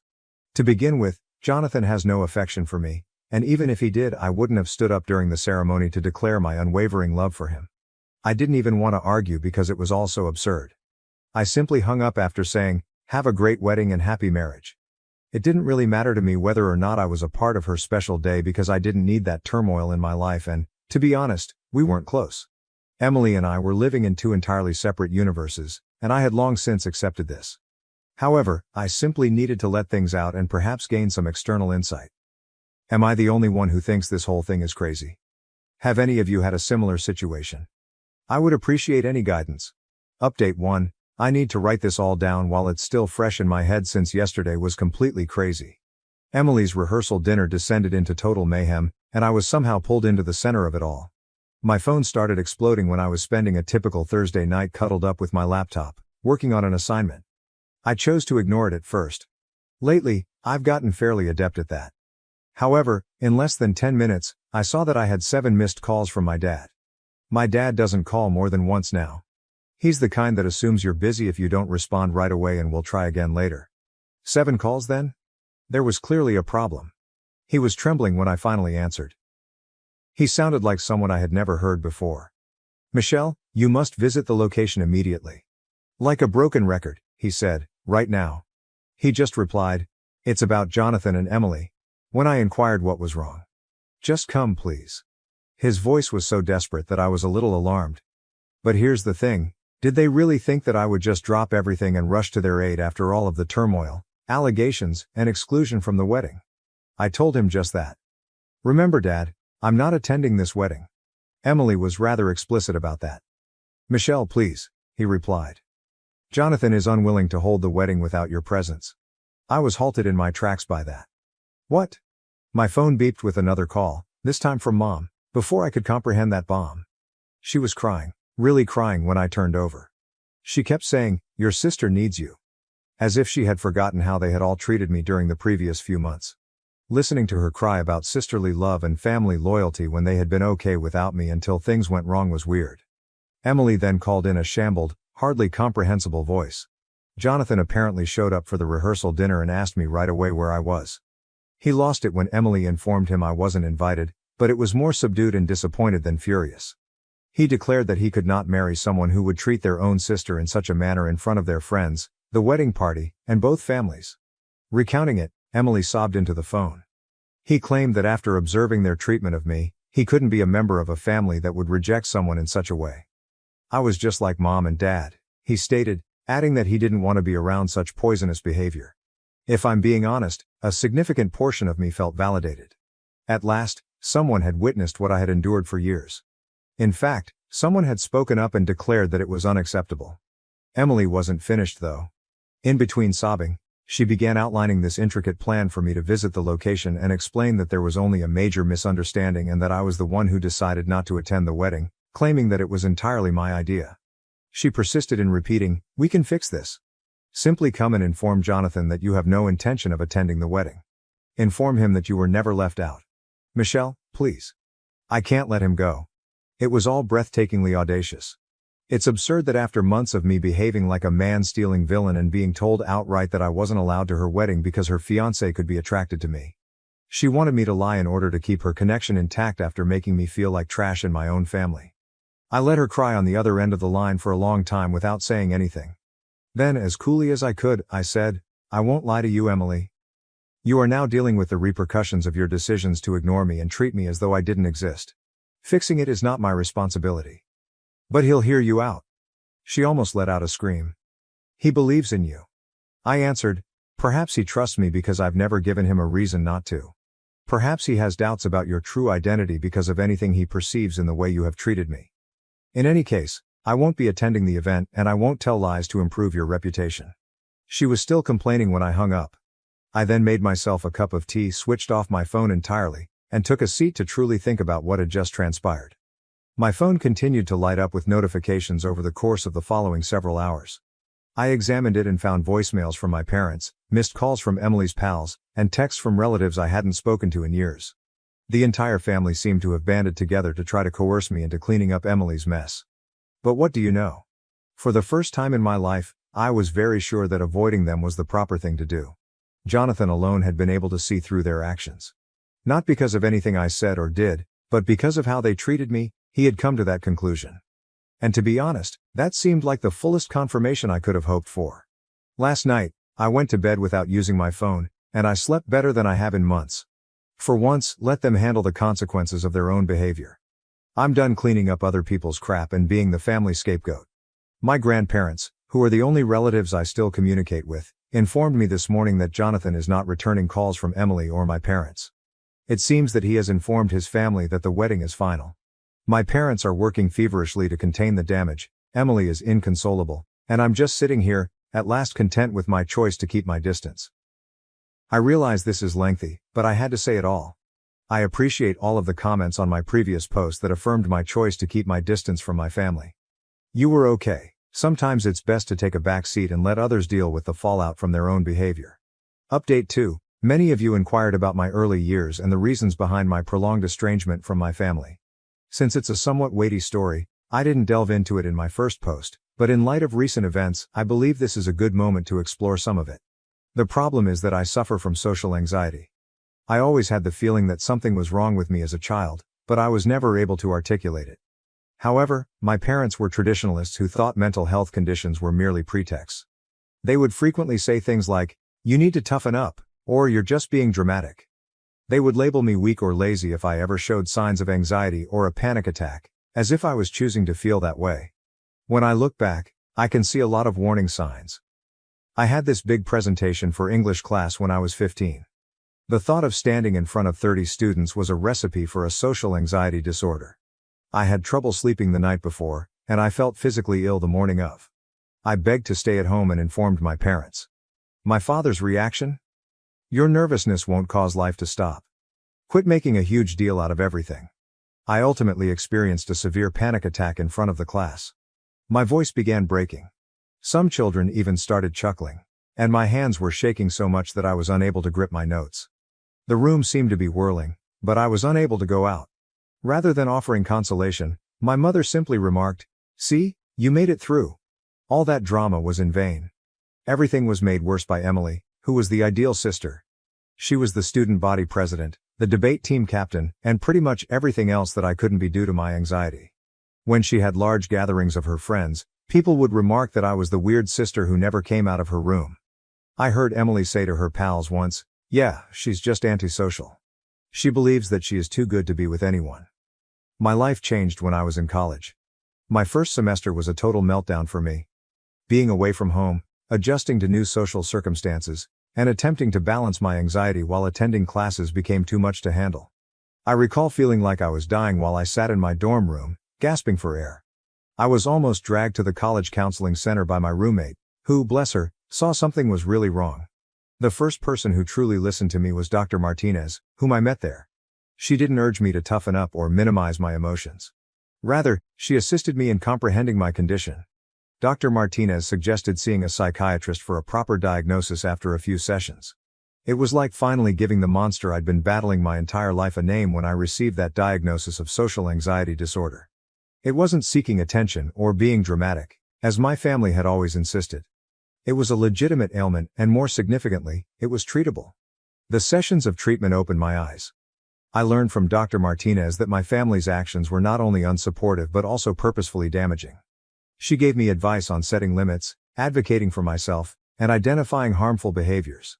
At that point, I began to intentionally distance myself from my family. What really bothers me, though, is that my parents totally rejected my diagnosis when I tried to explain it to them. "These doctors are just trying to make money by labeling everything a disease," my mother genuinely said. "I was merely using big words to justify my antisocial behavior," Emily added, rolling her eyes. I made one final attempt to explain things to them last Thanksgiving, before all of this wedding turmoil began. I had prepared an entire speech on social anxiety, complete with research and figures. "Michelle, when are you going to stop making excuses and start living in the real world?" My dad interrupted me mid-sentence. I came to the realization that they would never change at that point. They would never make an effort to comprehend. They had an unchangeable perception of me as the challenging kid, the dramatic one, the problem. And what do you know? It was strangely liberating to realize that. It made it easier for me to cease looking for their understanding or acceptance. In retrospect, I can see how this tendency directly contributed to the wedding scenario, my parents' hasty acceptance of Emily's story without even challenging it, and Emily's rapid leap to believe I was stealing her fiancé. It's all a part of their long-held belief that I'm the one who causes difficulty and should be managed. Jonathan saw right through this. He observed how they handled me, how they minimized my emotions, and how they used me as the blame for everything. And he called it out for what it was. Poisonous conduct, in contrast to everyone else in my family's social circle who simply accepted their own version of reality. I suppose I'm attempting to convey that this wedding drama wasn't an isolated incident. The result of years of family dynamics in which I was consistently portrayed as the bad guy, the problem child, and the one who needed to be fixed. Perhaps that's why Jonathan's choice feels so righteous to me. Someone else finally noticed what I've been going through for years. Yes, that is the backstory that many of you requested. It clarifies why I'm not in a rush to make repairs right now.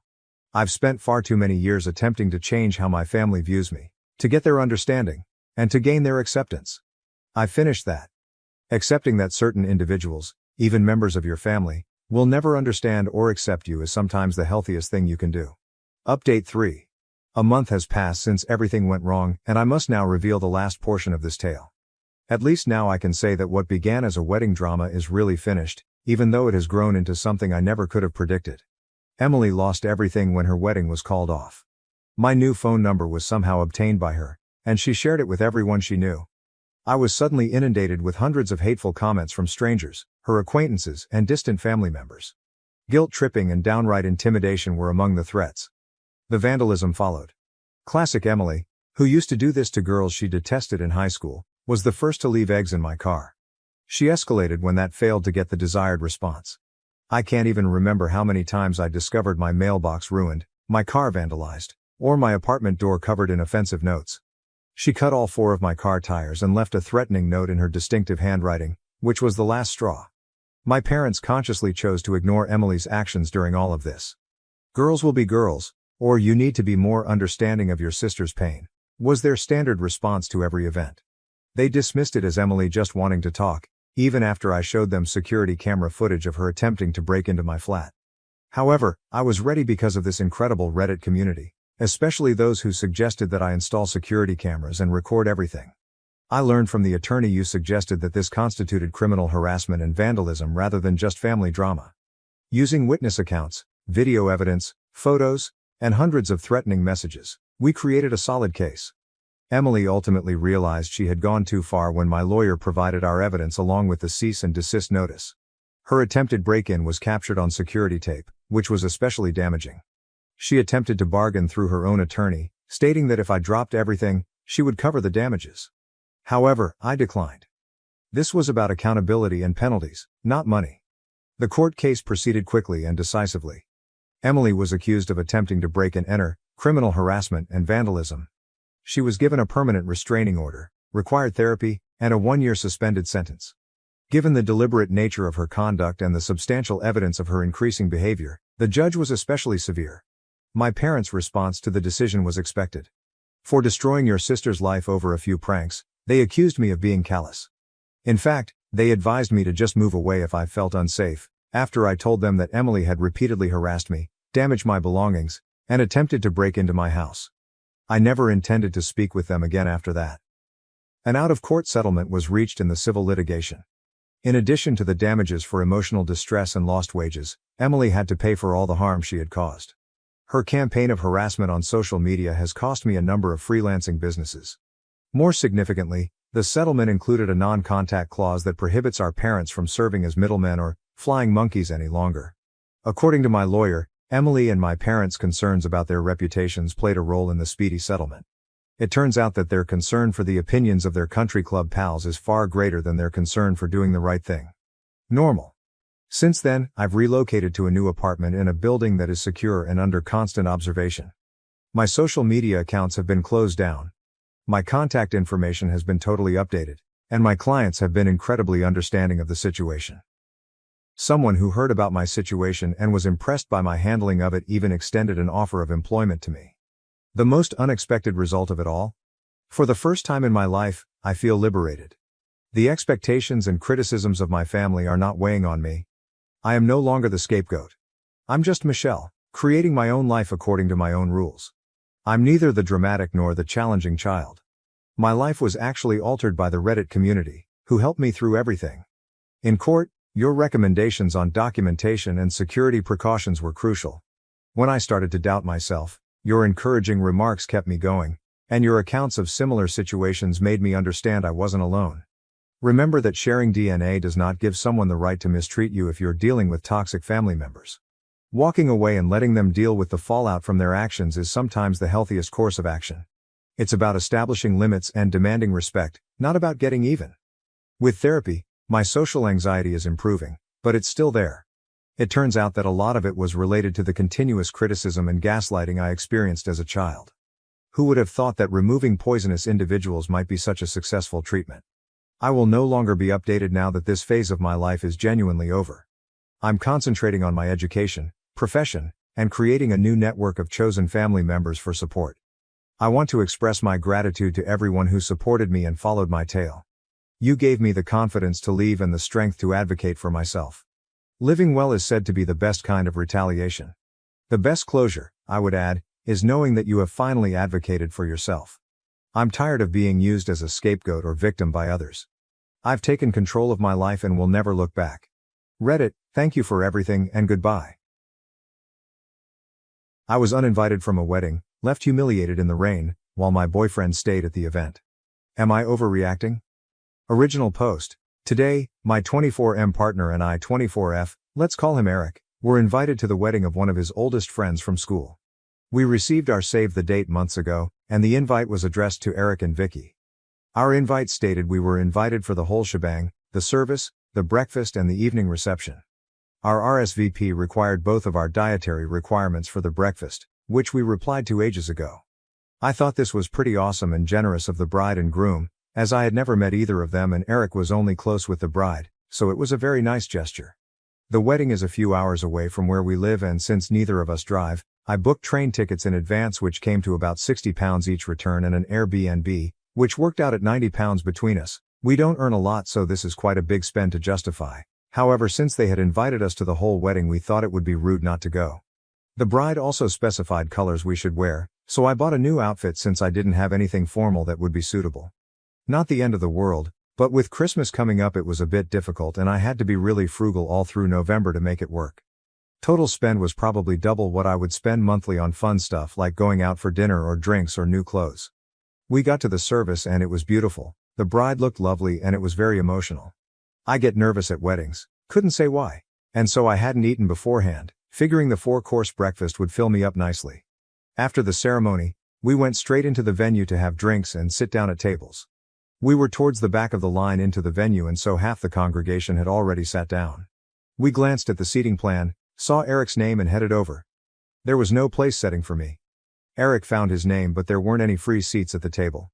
Eric sat down, and I asked an usher whether there was a mistake. He didn't know, so he waved over the bride. She and I had never met before, but she seemed friendly. Until she opened her mouth. "Oh no, you're not part of the breakfast. The invitation was just for the reception and service. You're welcome to come back later." This was in front of most of the guests who had already sat down, in a big venue, probably 140-ish seats. The usher suggested I go to the pub. Eric didn't know what to do but didn't want to cause a scene, so he stayed put and quiet. I quite literally have never felt so embarrassed and humiliated in my life. I left and it was raining heavily. I hadn't brought an umbrella, since it was an indoor wedding. And being in a rural place, I had to walk about 20 minutes to get anywhere else. The usher had suggested a pub where the other guests are, so I just kept walking, but my shoes were literally ruined and soaked through. As well as being pretty damn cold because it's December and I was dressed for a wedding. I got to the pub to find a handful of merrymakers drinking heavily, at 2 p.m., in wedding clothes, introduced myself kind of awkwardly as they were total strangers, and they were luckily really nice. They invited me to sit with them and tell them about the service. All of them had only been invited to the reception. I asked one of them if I could see their invite, and it was crystal clear that they were evening guests. There was no mention of the service or the breakfast, nor their dietary requirements. I apparently was the only person who was invited, and then uninvited, to the whole do. I sat with them and had some food, because I was starving, but they all started leaving to get ready at about 4 p.m. Being a total stranger, I didn't think it best to ask to come with them. But I had never been to this town before, and besides Eric, I didn't know anybody. Since being ejected at 1:30 p.m.-ish, I was expected to just hang until 7:30 p.m. when the reception started. So I left. I felt so unwelcome and unwanted that I just wanted to go home. The evening will start in about half an hour, without me, but I just can't bring myself to attend knowing that half the guests watched me being asked to leave by the bride herself. I traded in my train ticket, which was a return for tomorrow, and now I'm traveling back alone. I texted Eric to tell him, but he didn't respond. I've been holding back tears since I was ejected, 6 hours ago, and I feel completely torn. I don't understand what happened with the invite, whether it was a mistake or whether I was just supposed to know that it was only for Eric, despite being addressed to both of us, despite asking for both of our dietary requirements, despite explicitly stating we were invited to the whole wedding. Part of me feels like I should have gone to the evening reception too, but I'm soaked through, my hair and makeup look awful, my shoes are unwearable. I am barefoot on a really gross floor right now, and I'm freezing. I look like a mess and I feel so stupid. Did I mess up here?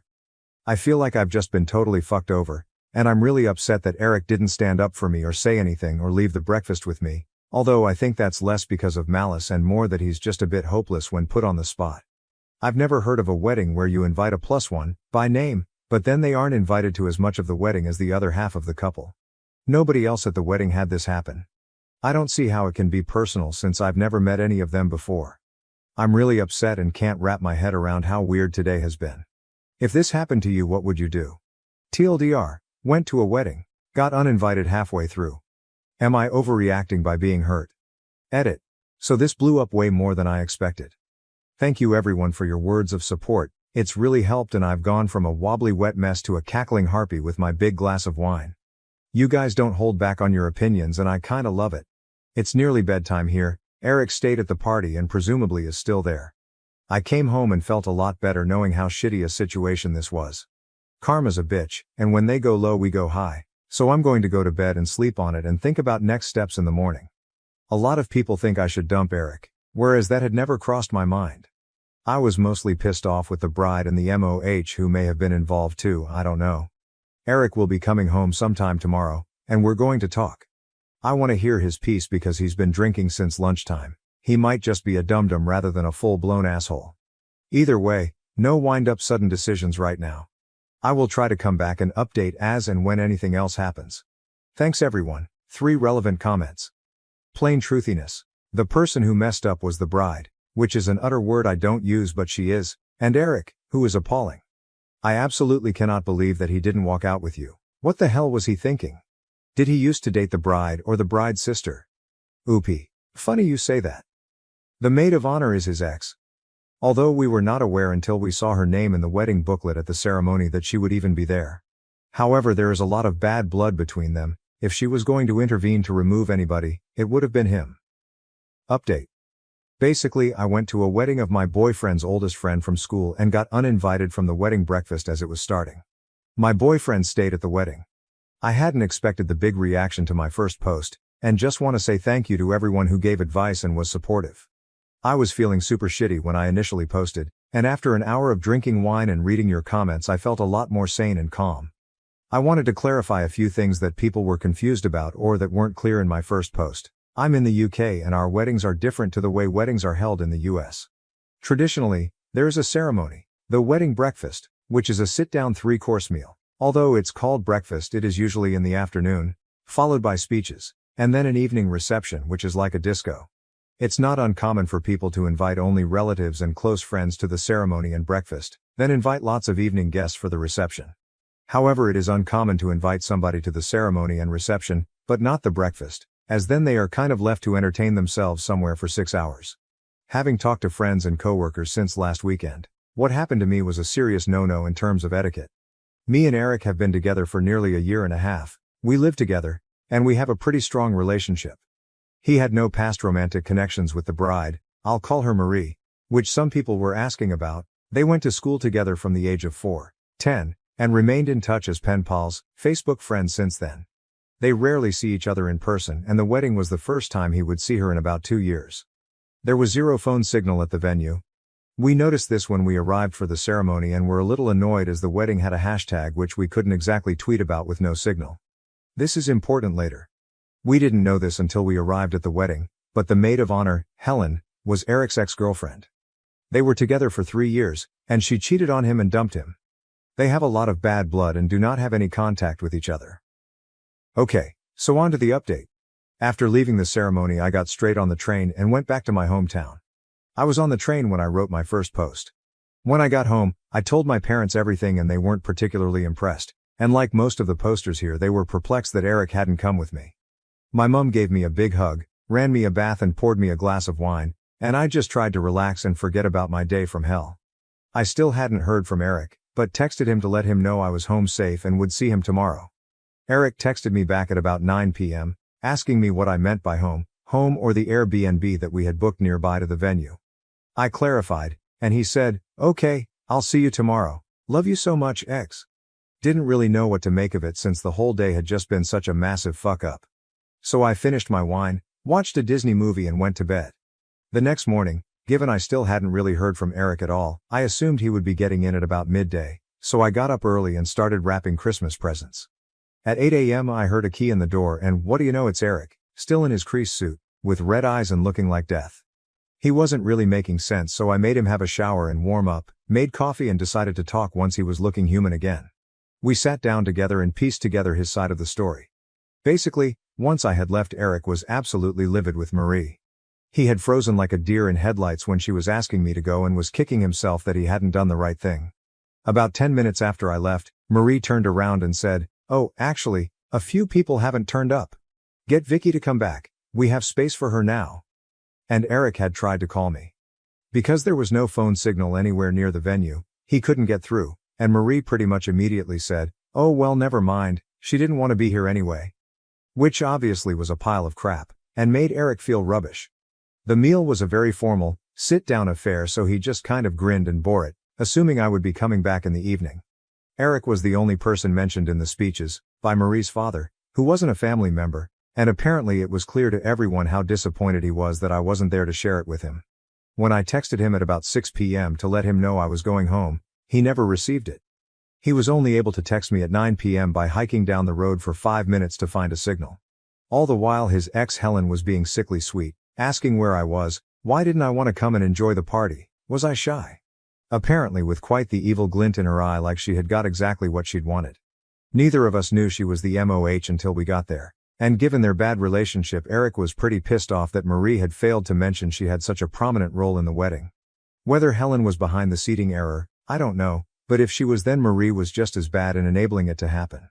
So Eric stayed at the wedding, miserably, and went back to the Airbnb afterwards alone. He barely slept, feeling angry at Marie and Helen for fucking with us and at himself for not sticking up for me, and left at 4:30 a.m. to get the first train home, hence why he was back at our place so early. He wasn't really apologetic to me at all, he didn't really seem to see how it was shitty for me. He more felt like he had been insulted by the situation and let down by his oldest friend. He is cutting off Marie and doesn't want anything else to do with her. So, yeah. That was Eric's take on the whole thing. To be honest, I was pretty pissed that in all of this, he hadn't really considered how I felt, or what it had been like for me getting thrown out of the wedding.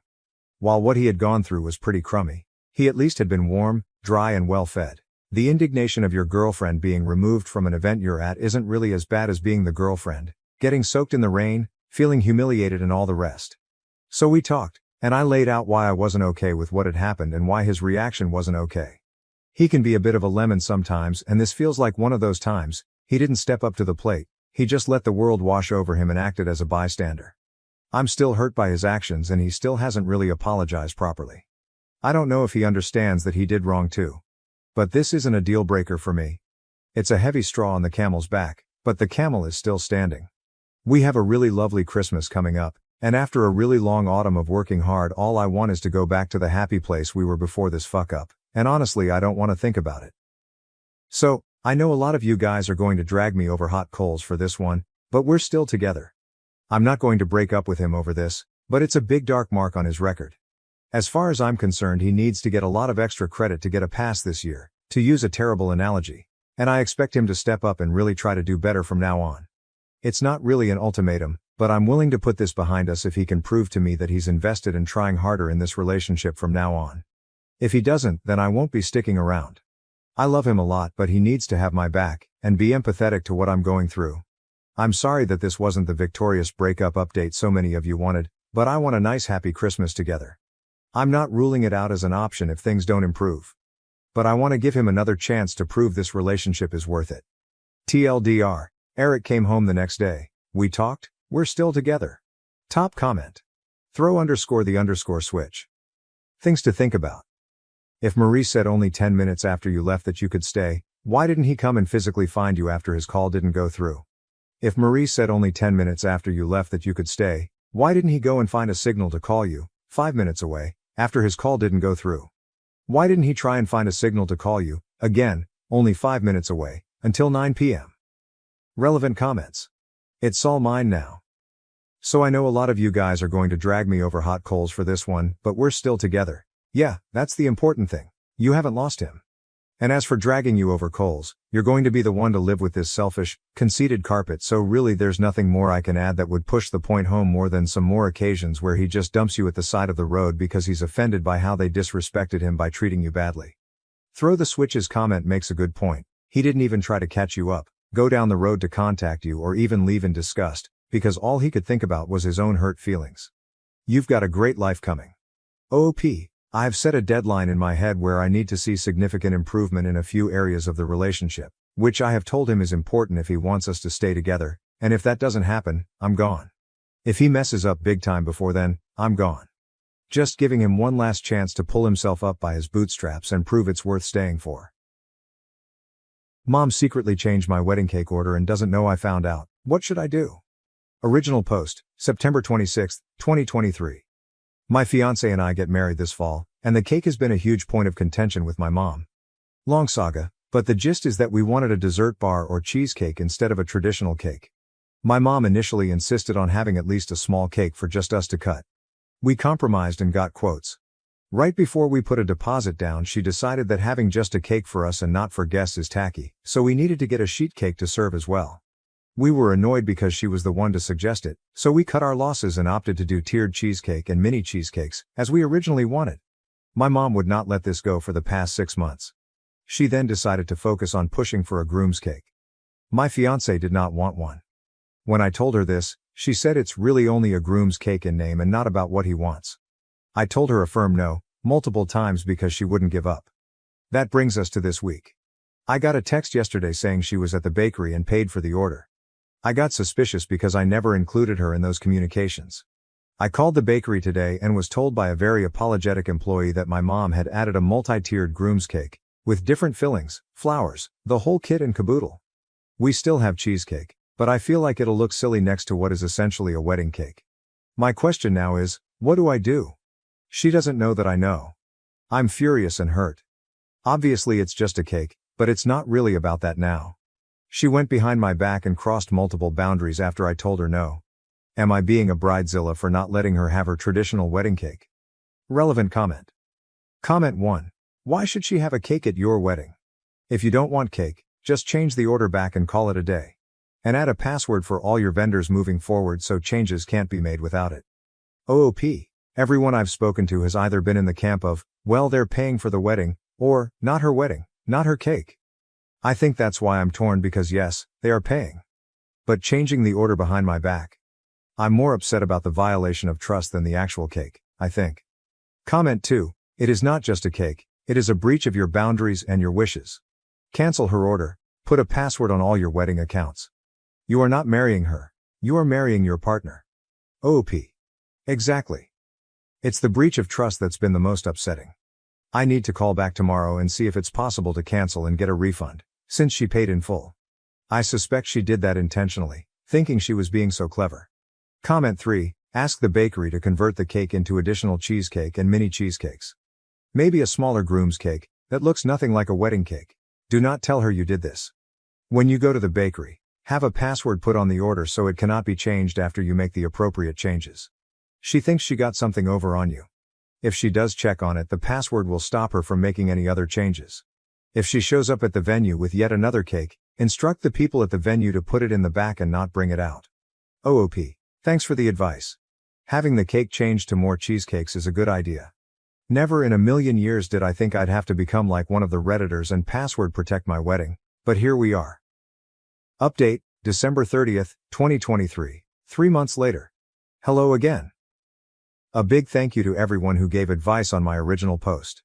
I'm now married and had the best, most relaxing honeymoon with my now husband without any pesky family bothering us. By the time I posted, it was too late to cancel the wedding due to deposits and contracts, so it continued as planned.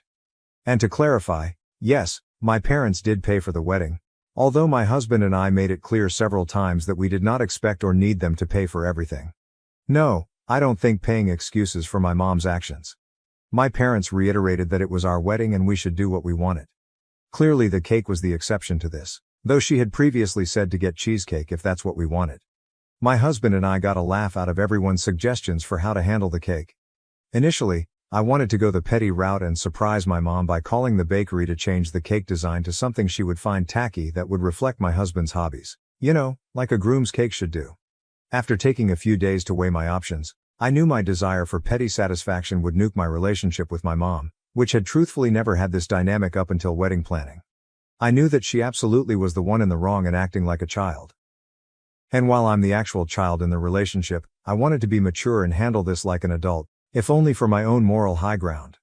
I communicated with my parents and listed all the reasons why this situation, and others throughout the wedding planning process, was hurtful and completely out of line. Shock of the century to everyone on Reddit, I'm sure. It didn't go well. There was a series of texts I received from my mom that demonstrated she couldn't take accountability or comprehend that I wasn't mad that she ruined my wedding by ordering a cake, but rather that she went behind my back knowing it would surprise and upset me on my wedding day. I attempted multiple times to redirect to the actual issue with little success. We ended the conversation with her apologizing for a cake making my husband and me so upset. This obviously wasn't a genuine apology or the main issue, even if she thought it was. She also agreed to move the groom's cake to a meal we had the day before the wedding, which I was fine with. At this point we were a week out from the wedding and the thought of continuing to press the issue was too much for me to handle with everything else on my plate. I dropped the rope leading up to the wedding so I could refocus on enjoying my wedding as best as I could. I interacted with my mom as little as possible the day of, and our wedding party and coordinator did a fantastic job being a buffer. While I've had some contact with her since, it has dramatically declined so I can get some much needed space. Obviously we'll need to have some tough conversations, but I'm choosing to spend my time with my new husband, and getting back into therapy, first. Weddings, man. They really bring out the crazy in people. Oh, and the cheesecakes were a huge hit BTW. Relevant comments. Mrs. Neville Bardos. I'm glad you had the day you wanted and enjoyed your honeymoon. Unfortunately, although previously this wasn't the dynamic you had with your mother, the fact she refused to see her error and wasn't apologetic. If I were you, I would bear that in mind for the future, i.e. other major events, children, etc., and plan accordingly. OOP. Oh, absolutely. The lack of respecting boundaries, breaking trust for future life events was actually something I pointed out in our conversation. She didn't seem to understand the point I was making, just kept going back to the cake and not the deeper issue. 1 year update. November 3, 2024. I'm back with a 1 year update on how my mom changed my wedding cake order without me knowing. People have reached out for an update, and coincidentally I've had several friends get engaged who have similar family dynamics as mine. I've shared all of this with them, but I feel the need to blast this out online too. Now that I'm a year out, I can acknowledge that I love my husband and our life together, but having a traditional wedding was a big mistake. When I think back on our wedding day, I am devastated to admit that the few emotions I remember from that day were not how much I love my now husband and excitement over our future together, but anxiety over my mom and whether shit was about to blow up. If you're recently engaged and have difficult family relationships, or aren't completely sold on shelling out a ton of money on a wedding, please let this be yet another loud voice yelling at you. Elope. Have a courthouse wedding? Don't invite problematic guests. Do whatever you want to do, but for the love of God avoid that family drama at all costs. I wish I would have stuck to what I originally wanted, eloping somewhere abroad.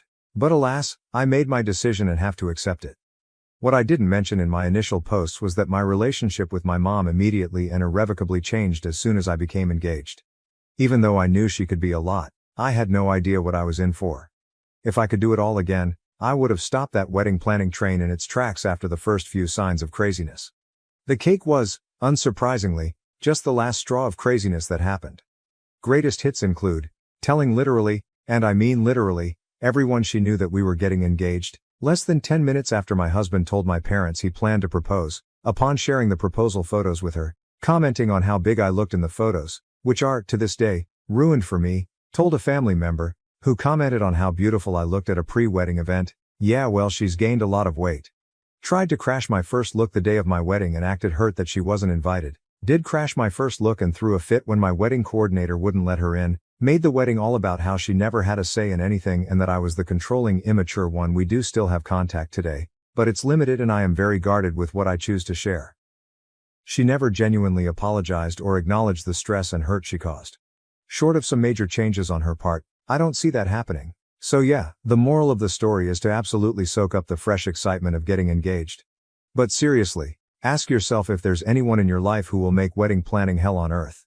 If you're oh so fortunate to have a character like that, have a plan to handle it, and be prepared to enforce those boundaries. And for the extra crazy families out there, maybe just elope. Additional information from OOP. I see how the wording was misleading and I should have linked the 2 previous posts. The point of this was more so to serve as a cautionary tale to any engaged couples out there who are dealing with a situation like this. Learn from my mistakes. What starts as little complaints drama can quickly snowball and permanently change relationships if you don't nip it in the bud. OOP on how to handle family issues on wedding planning. OOP, fair enough. I've seen so many couples recently who are having issues with family very early on in wedding planning, so I wanted to share how 1 year later, my family relationships are horrible because of one day and it personally wasn't worth it for me. Yes, I regret not handling it earlier on and picking up on those red flags. Hindsight is 20/20 and life can be more complicated than what's on paper. Paid for my wife's family vacation, but sister-in-law excluded me. At checkout, when she expected me to cover her bill, I made her pay. I never imagined feeling this depressed while lounging in an upscale Miami Beach resort. A family vacation that was supposed to be unforgettable has become a nightmare because of my sister-in-law, Ella, 38F.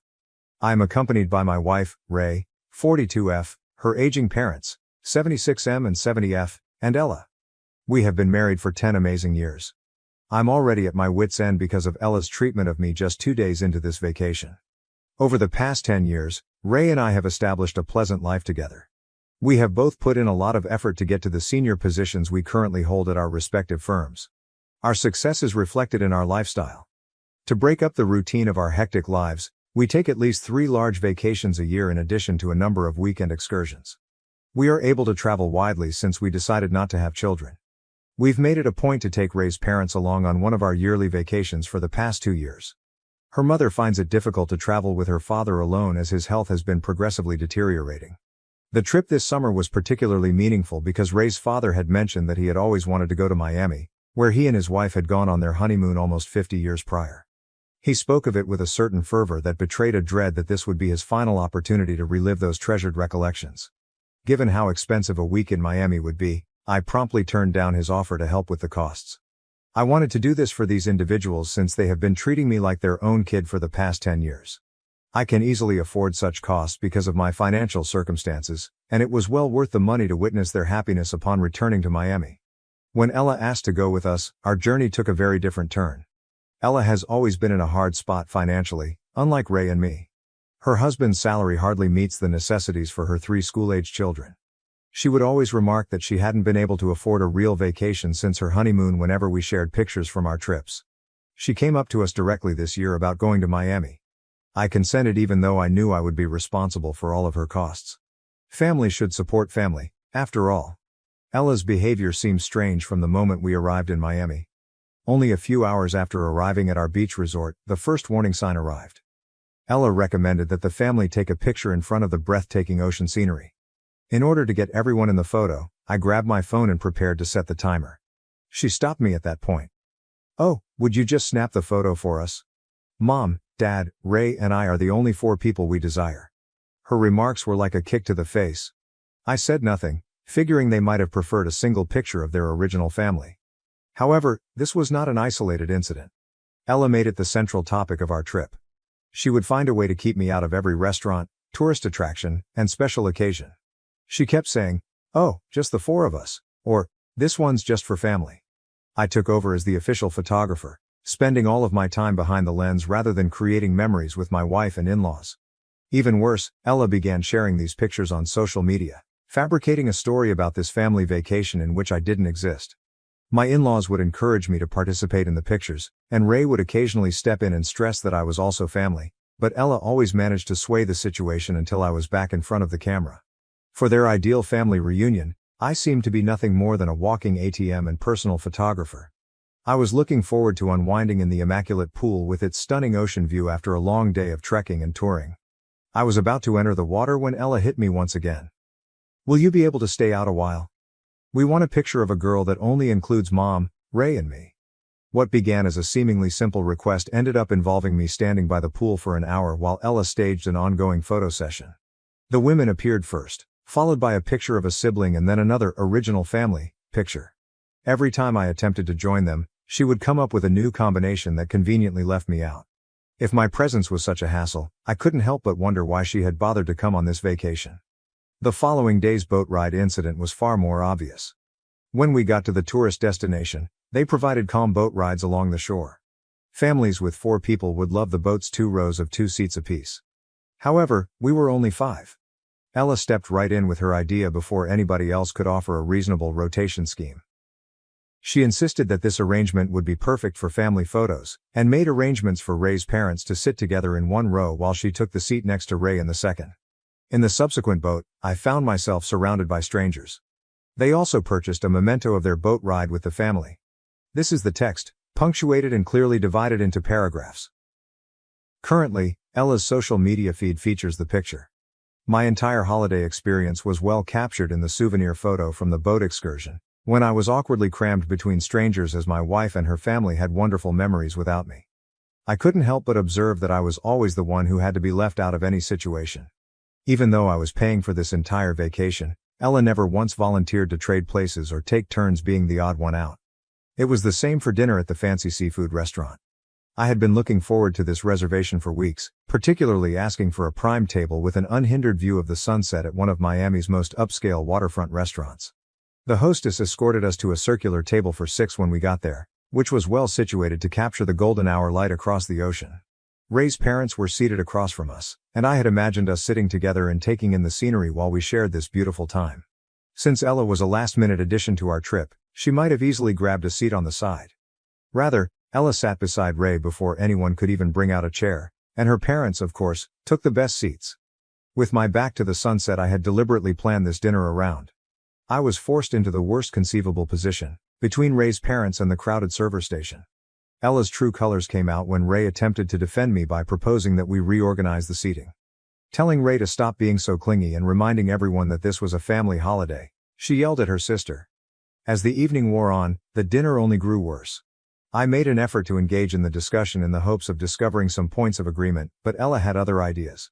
She would purposefully direct the conversation away from me and toward things like high school escapades, family inside jokes, and childhood recollections whenever I tried to participate.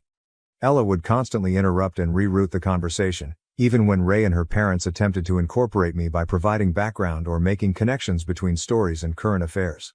I felt like an outsider peering in at my own dinner table because of the unbreakable wall of shared history she built. I had stopped attempting to join in by the time dessert came. It was during our scheduled spa day that the last insult occurred.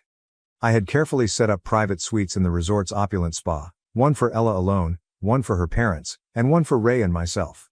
I believed that the 4 of us could still enjoy the spa treatments together until my father-in-law opted to stay back at the beach because he wasn't feeling well. Ella, however, saw another chance to keep me out. She smiled and said they needed a girls' day at the spa, so I should keep her father company instead. She was once again forcing me to cancel an event I had organized and paid for, and she was using my father-in-law's illness as leverage to make me appear self-centered if I objected. The manipulation was clear. Despite not going as planned, the day ended up being better than I had anticipated. My father-in-law and I had one of our most sincere talks ever while we were sitting on the beach. We connected in a level we had never experienced before as he told us stories about his life and gave insights from his years of expertise.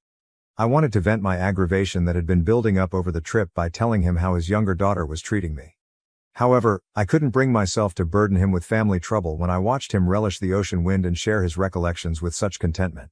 One night in our hotel room, I had attempted to have a private conversation with Ray about this. She admitted that I felt upset, but her remark only made me more perplexed. She explained how their father's frequent military deployments had affected their childhood and implied that Ella's actions might not have been deliberate. Ella may be frantically attempting to relive those lost family times as their father's health deteriorates. They seldom ever took formal family holidays together. I started to doubt myself after hearing Ray's explanation. Did I come out as too sensitive? I was paying for the vacation, so was it improper of me to expect to be included? I realized how much Ella's actions had damaged my confidence since I was even doubting my right to be wounded. Update 1. The influx of encouraging comments I received after posting about my difficulties online confirmed what I'd been feeling all along.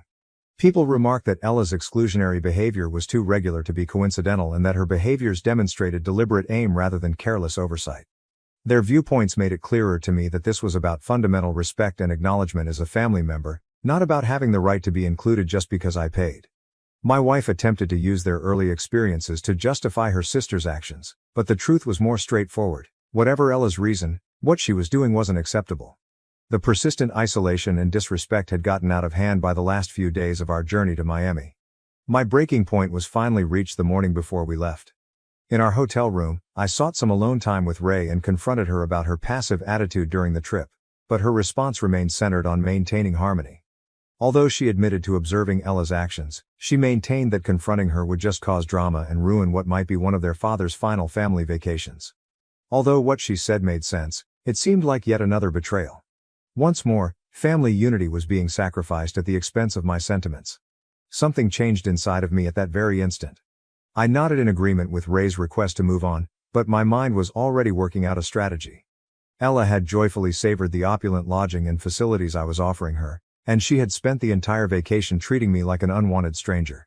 She seems to have forgotten that I was paying for every meal, activity, and spa treatment she had received during this entire trip. Maybe it was time to let her know exactly what it meant to pretend that I wasn't a member of the family. I started my strategy on the last morning we were in Miami. Claiming that Ella and I would follow, I casually advised Ray to take her parents to the airport before us. Ray quickly saw through my motives. "I understand what you're attempting to accomplish," she muttered.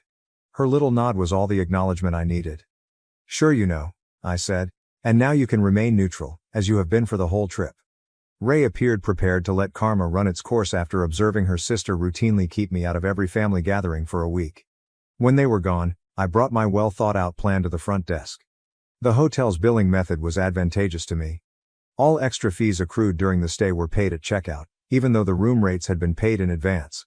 Assuming I would pay for everything, this included every room service order, spa treatment and poolside cocktail Ella had freely consumed.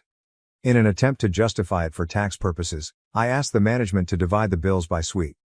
The request was so routine that the manager didn't even bat an eye. I couldn't help but think about how Ella had never considered the financial or emotional consequences of her actions as I stood there watching him come to terms with the separation. That was about to change. I paid for my own accommodation and my in-laws' suite and then waited for the big reveal. Ray's father's mobility challenges and wheelchair arrangements required additional time, so she and her parents were already en route to the airport. Ella and I were alone in the hotel lobby after that. Ella's face was devoid of color as she gazed at the itemized bill in her hands when the manager summoned her down to settle her account. The sum was astounding, likely many months' worth of her typical spending. As reality struck in, her uncertainty turned to panic as her gaze shifted between the bill and my face.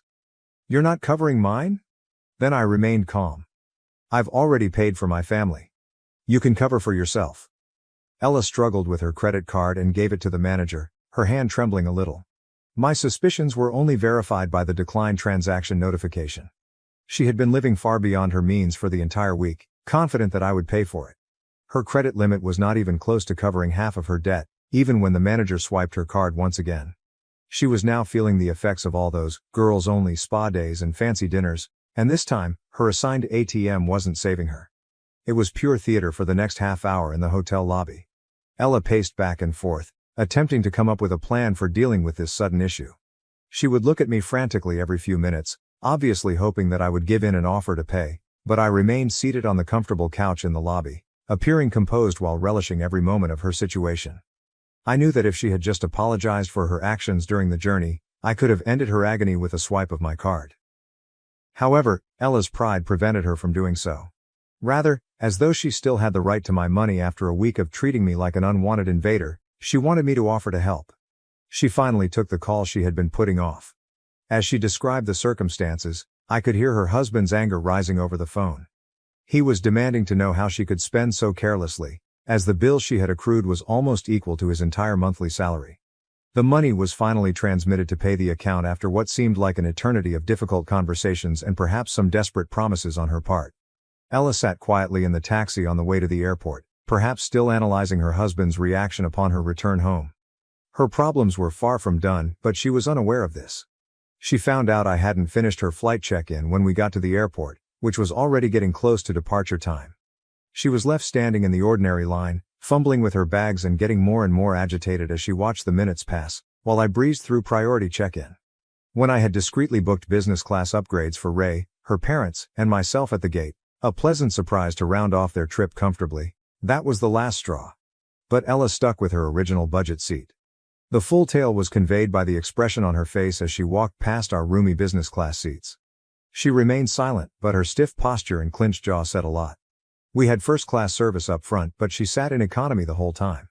At last, Ella's calmness broke the instant we touched down. Tears were streaming down her face as she started into her account of events, virtually running to her parents at baggage claim. Her dramatic account claimed that I had purposefully denied her the flight upgrades, humiliated her in public, and left her at the hotel. Conveniently, she omitted the bit about her week-long effort to keep me out of every family activity. As she went on with her performance, her father, who was already exhausted from the trip, became clearly upset. She was too preoccupied with portraying herself as the victim of my alleged mistreatment to care about his health, even at this precise moment. Throughout Ella's performance, I remained composed and waited for the appropriate opportunity to argue my position. When I did talk, I described how she had deliberately kept me out of every family activity while on a trip that I had paid for. One by one, I exposed every family-only picture, every stage sitting arrangement, and every purposefully private conversation. The reasoning was straightforward. Why should she ask me to pay for her costs as family if she didn't think of me as family enough to be included in the memories? When her mother stepped in, her performance abruptly stopped. Ray's mother had had enough of her daughter's antics after a week. Firmly, "Ella, enough," she said. "We don't want to get involved. We noticed you cornering him the whole time. We urged you to include him, but you had your own plans to sideline him. Now deal with it." Ella reacted even more brutally, refusing to take responsibility. When she accused me of controlling the family with money, her true colors came out. "You partnered with your husband to humiliate your sister, your own blood," she yelled, turning to face Ray. "You'll see what this man is going to do to you. He's going to sleep with another woman right under your nose, and you won't be able to do anything. You're blinded by his money." Ray responded angrily to the unfounded accusation, making the baggage claim area seem like a scene from a family drama. Without Ray's father, the situation might have been worse. He had sat in respectful silence the entire journey, watching everything but saying little. His straightforward remark, "Ella, your brother-in-law has done enough for you.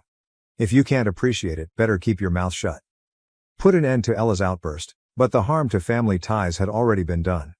There was a profound stillness in the airport terminal following my father-in-law's last remarks. With quiet firmness, he asked to depart right away, and I hurriedly assisted him to the car. Ella stood there by herself as we drove off. Even though she was 70 miles from home, she was too proud to beg for a ride. I knew the taxi fee would be exorbitant because she had arrived with us and hadn't brought her own car to the airport. However, after a week of her purposeful seclusion, I lost the will to care.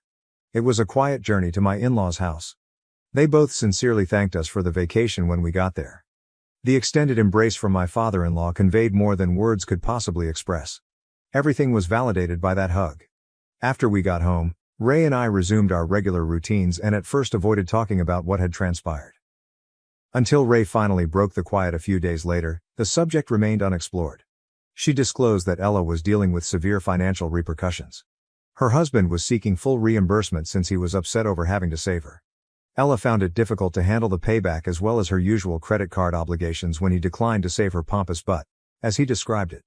Ray was in favor of what I was doing, but she subtly hinted that I could have gone too far. However, she admitted that her sister had required this wake-up call even as she was saying it. For years, Ella had treated people with disdain and exploited their charity. It felt like long overdue justice that she was now being held accountable for her acts. I was able to honestly respond that I didn't regret my choices when Ray asked. Ella had selected her own tuition, by her actions, and often the most expensive lessons are also the most successful. An update on Thanksgiving: I got a range of responses after posting my tale online. Some said that I was too severe and that I ought to have just paid the price to maintain harmony. In order to finance everyone's lavish vacation, they wanted me to be a doormat and silently accept being treated like an outsider. However, I refuse to be used that way since I'm aware of my value. I only wanted Ella to be treated with basic respect and included in family events. I never intended her to grovel or become my servant. Her pride was more important to her than making amends, yet even after everything, I would have paid for her expenditures if she had just admitted her mistake and apologized. In actuality, Ella and I never had a close relationship. When she would visit Ray, our interaction was limited to courteous greetings at family events. Over the years, we didn't have any meaningful conversations or a true connection. Nevertheless, because she was family, I readily agreed to pay for her trip when she requested to go on the vacation. That kindness ought to have at least gained her some fundamental respect, but instead it seemed to strengthen her resolve to keep me out of her life. Ella's husband was still furious that he had to spend all of his money to pay for her exorbitant expenses. She had accrued a bill that was almost equivalent to his monthly wage. If their spouse spent a week acting like a princess on someone else's alleged dime, no working individual would be pleased to see their hard-earned money go. However, rather than take ownership of her actions, Ella did what she does best, which is to fabricate a story in which I am the villain who purposefully humiliated her and she is the victim. Knowing that Thanksgiving might be one of the final holidays spent with my father-in-law due to his deteriorating health, my mother-in-law had been organizing an extra special celebration during the planning stages. However, Ella's husband's refusal to go threw a wrench in the preparations. Why? He couldn't tolerate being seated at the same table as someone who would make fun of someone who wasn't as wealthy. My mother-in-law finally had enough at that point. She sat him down and told him everything about Ella's actions on the trip to Miami. She said to him, "Check out the pictures from the vacation. Really look at them." Ella's own social media post had photo after photo of me being purposefully left out, shoved behind the camera, or forced to sit apart, It was impossible to ignore the visible evidence of my systematic exclusion. My mother-in-law described how she and my father-in-law had made several attempts to involve me, but Ella had always found new methods to keep me out of the picture. I had always respected Ella's husband, so this was very painful. Although we weren't close friends, we always had cordial and courteous interactions on Thanksgiving and other holidays. I had never denigrated him because of his financial circumstances. I had never even entertained such ideas. We were only two men who had joined the same family and were doing our best to provide for our wives and help out where we could. Ella would go to great lengths to avoid accepting responsibility for her actions, as seen by the way she had tricked him into viewing me as a classist villain. After everything that had transpired, I was hesitant to attend Thanksgiving dinner, but I went out of respect for my father-in-law. A convenient explanation of visiting his parents was used to justify Ella and her husband's absence. The true story, which was far more repulsive than I had anticipated, didn't surface until after my father-in-law had gone to bed. It seemed that a significant argument in Ella's marriage had been sparked by the Miami incident. Instead of gaining humility from the event, she had used her shame as fuel to continuously disparage her husband based on his income. Even though she only worked 20 hours a week as a part-time employee, she started pressuring him to take on a second job on top of his full-time job. He accepted the reasonable requirement that he take a break from childcare and domestic chores in exchange for looking for more work. This concession infuriated Ella. Ella's husband had sobbed while telling her everything, according to my mother-in-law. It was astounding how much was expected of him. While she had a relaxed schedule, Ella wanted him to work well over 40 hours a week and still handle his fair share of household duties. It seems that the entitled attitude that had been so noticeable during our trip to Miami was only the beginning. After spending a week accruing debt she was unable to pay, the woman was now criticizing her diligent husband for not giving her a more opulent lifestyle. Ella's mother-in-law had done everything she could to help her see the light. She tried to convince Ella that her demands were unrealistic, supported her son-in-law, and gave advice to her daughter. However, it appeared that Ella had become dangerously aroused by the taste of luxury during our journey to Miami. Once claiming to be happy with modest family holidays, the woman was suddenly consumed with leading a life she hadn't earned. The situation got so bad that my mother-in-law had to give a firm order at last. She bluntly advised Ella that she shouldn't count on the family's support if her actions resulted in a divorce. More significantly, she was cautioned not to discuss marital issues with her father because the stress of seeing his daughter's marriage fall apart due to her newfound materialism was too much for his health. Ray and I thought about how our well-meaning invitation had gone awry on the way home from Thanksgiving dinner. There's no turning back once you taste the luxury of a private island. I recalled a remark I'd seen on display at the resort. Once you experience the luxury of a private island, you'd never set foot on a public one. This also applied to someone who had entered business class after years of economy. Her spouse was now suffering because we had unintentionally allowed Ella to see a way of life she couldn't support.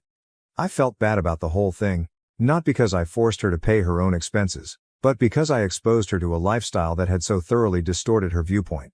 She momentarily had luxury, but now her husband, a kind man who worked hard to support his family, was being punished for not being able to sustain it.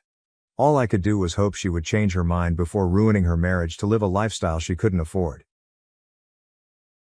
After my family took over my house and tried to push me out of my own room, I kicked them all out. I am a 26-year-old who lives with my parents in a home that I fully pay for. Although it sounds rather simple, it's much more intricate than that. I'll begin at the beginning. Last year, I purchased a home in the city. I pay for everything, including food, all of the bills, and the entire mortgage. Not a single penny is paid by my parents, Liz, 55F, and Tom, 55M, who are both retired teachers. Nor was it a case of moving back home because I couldn't afford rent.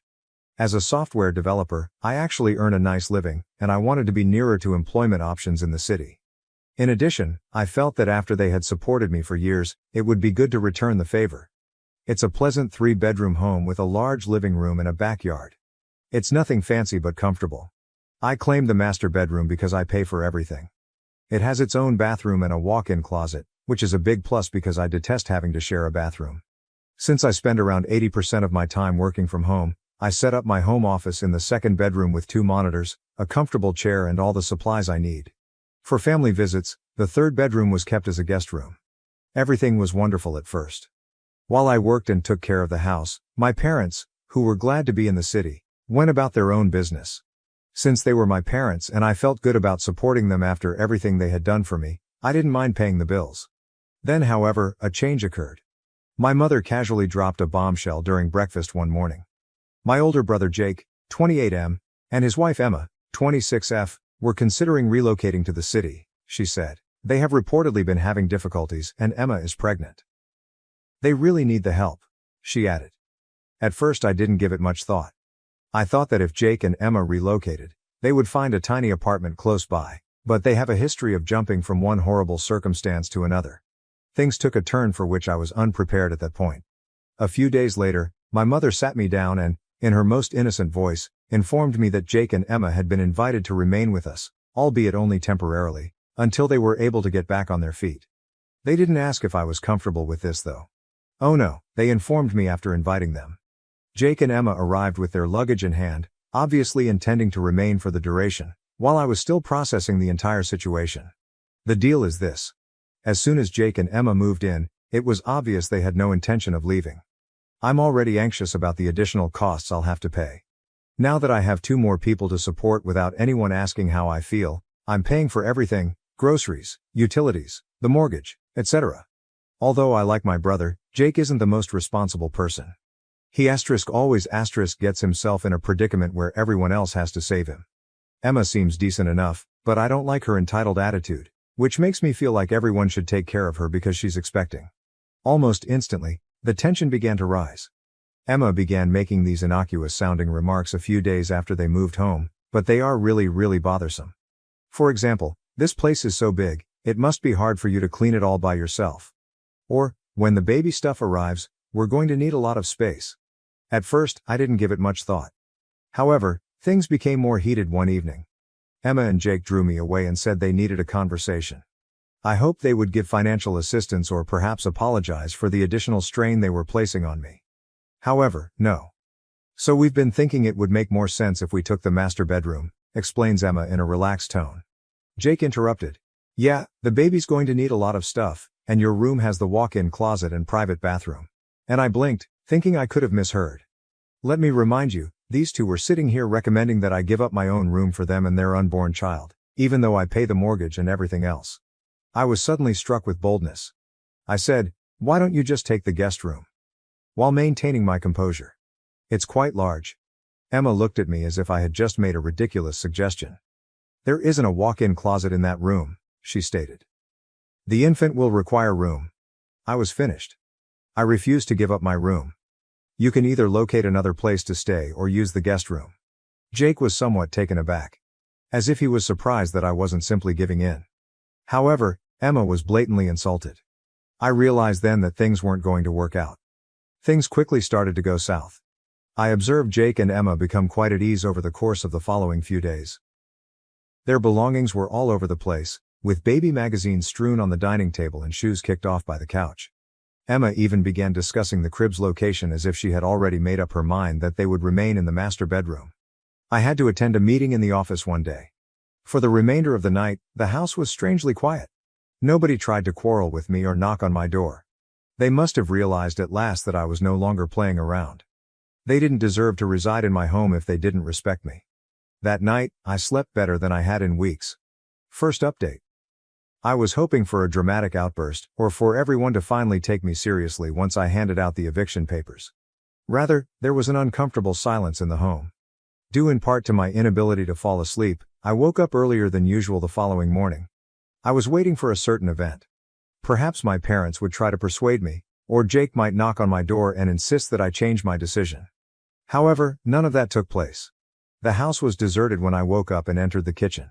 No parents, no Emma, and no Jake. I even wondered, wishful thinking I suppose, if they packed up and departed in the middle of the night. I waited for someone to say something, anything at all, while I sat at the table and made my coffee. I had no desire to engage in small talk or repeat my explanation. I wasn't going to back down now that I'd drawn my line. I couldn't continue living that way. They had pushed me too far. They showed me no respect, and they certainly showed no respect for the fact that I was footing the bill. My mother eventually entered the kitchen. She appeared to have had little sleep. She simply got a cup of coffee and sat across from me without saying anything at first. It was strange that neither of us knew how to respond to the awkward silence. The stillness was finally broken by her. She spoke softly and wearily. "Honey, I know things have gotten out of hand. I just stared at my coffee and waited for her to continue without saying anything. Even though I knew she would have to apologize in some way, I wasn't going to let her get away with it. She went on, her voice shaking slightly. I didn't realize how bad things had gotten between you and your brother. I guess I didn't see how unfair it was to you. We were just trying to help them. I was surprised by that. At least not this quickly. I didn't think she would confess. I briefly believed that perhaps she was finally realizing that I wasn't the bad guy in this scenario. However, I was still unable to get over my irritation with all that had transpired. With a stronger tone than I meant, I responded, "You didn't just ignore what I wanted. You always took his side, as if you thought I would give in and let them have whatever they wanted." She stared down at her coffee for a few seconds before speaking. "I understand," she muttered. "However, we reasoned that you've always been the more resilient one. He has never had it easy, Jake." She always used that as an excuse. Jake required more help, he wasn't strong, and he had struggled more. Since I was the one with my life together, it seemed as though they didn't believe I had any boundaries. "You also believe that I've had it easy?" With my rage seething just below the surface, I asked. "This residence was purchased by me. The mortgage is paid by me. The groceries are paid for by me. Do you really believe that I can continue carrying you all indefinitely?" She nodded and groaned. "You're correct. We couldn't have asked for anything more from you. However, Jake, the baby is on the way." I interrupted her. "The baby is not the point of this. You guys haven't shown me any respect, and this is about that." She looked tired as she sighed once again. "We believed we were acting appropriately," she ultimately stated. "Emma and Jake don't have much. And who is to blame for that?" I fired back. "I didn't request that they move in. None of this was requested of me. You can't keep saving them by putting me in a bad position. They need to learn how to live their own lives." She seemed to finally comprehend, or at least attempt to, as she nodded. She said, "We'll figure something out," in a softer tone. "But don't push us away, please. Not in this manner." I tried to relax and sat back. Since they were my parents, I didn't want to expel them. However, I also couldn't continue to live this way. They would have to leave if things didn't change. I said, as quietly as possible, "I don't want to push you out. However, things must change. I can't continue to be treated like I don't belong in my own home." She simply nodded silently without arguing. "All right," she said. "We'll find a solution." She then walked out of the kitchen, leaving me to think alone once more. At least it seemed like they were beginning to take me seriously. Even though I wasn't sure if anything would actually change. When Jake eventually arrived later that afternoon, he appeared to have been holding his rage all day. He simply dropped down across from me in the living room, wearing the same angry look he had worn ever since I delivered him the eviction notice, without saying hello or anything else. I also remained silent and focused solely on my phone. "So this is how things will be?" At last, he spat, his voice dripping with resentment. "Are you really going to expel us?" I hardly raised my gaze. "I gave you a day. I'm going to contact the police if you're still here tomorrow." Jake snorted and shook his head as if I were the villain. "We are related. You don't treat your family like this." I reclined back in my chair and placed my phone down. "Yes, family members also don't take advantage of one another. Do you really think you can just take over my house after weeks of freeloading without doing anything? Jake, I'm not your backup plan." After that, he didn't say much. For a minute, he sat there, obviously wanting to dispute, but he ran out of things to say. He understood I wasn't bluffing because I had outlined my criteria. Jake stood up, mumbling to himself, and went off again after a few more uncomfortable moments of stillness. Jake was typical, always fleeing when he didn't get his way. Almost too peacefully, the remainder of the day went by. Even though I had no idea what Jake and Emma would do, I wasn't going to change my mind. They had more than enough time to work things out, yet all they had done was snoop me. Everything would be decided in the following 24 hours. Second update, I got up early once more on the morning of their eviction deadline. I was aware that today would either be the day Jake and Emma moved out or compelled me to file a lawsuit. Oddly enough, I no longer felt angry. I didn't even feel nervous. The only thing left to do was to follow through on what I had already recognized had to happen. The home was still eerily quiet when I woke up and went into the kitchen. Almost like the quiet before a storm, it felt different. Even though the refrigerator was still very empty from Jake and Emma's most recent grocery run, I prepared myself some breakfast. I was able to pull together enough money for a good supper, and as I ate, I couldn't help but reflect on how quickly things had gotten out of hand. It was all right only a few months ago. I was doing well with my parents. Life was wonderful, I was working, and I was paying my expenses. Everything went haywire when Jake and Emma arrived. When individuals begin to feel entitled to things they didn't earn, it's amazing how quickly things can shift. I heard footsteps in the corridor a few hours later. After entering the kitchen and getting a cup of coffee, my dad took a seat at the table across from me. At first, he sipped his coffee and gazed out the window without saying anything. I couldn't tell whether he was upset with me or simply unsure of how to respond. The silence was finally broken by him. He muttered, "Jake and Emma are leaving today." I took a while to reply. Although I felt awful about it, I knew that this was the proper thing to do. I couldn't continue to allow them to exploit me, and if it meant they had to go, then so be it. With a quiet voice, my dad remarked, "They have nowhere to go. Until they work things out, they will be staying at a hotel for a while." Mid-bite, I paused and turned to face him. I did experience some guilt, but I pushed it away right immediately.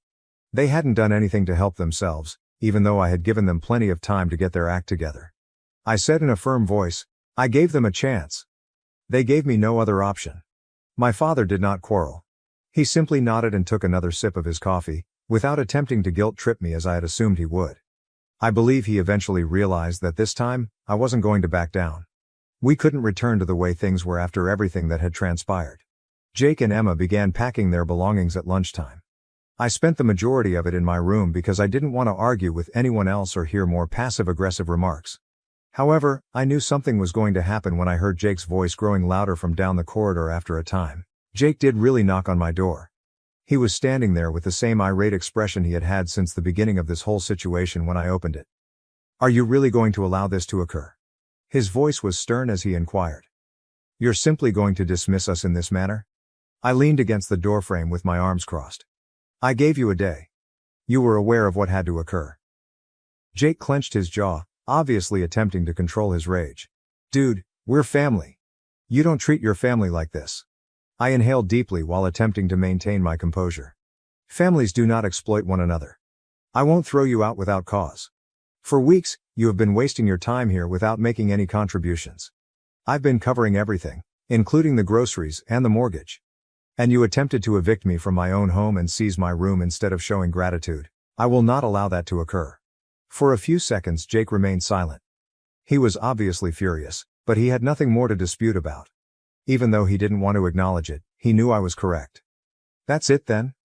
At last he muttered in a quiet voice. "You're simply dismissing us." I answered, "I'm giving you the same option I gave you yesterday. You have two options.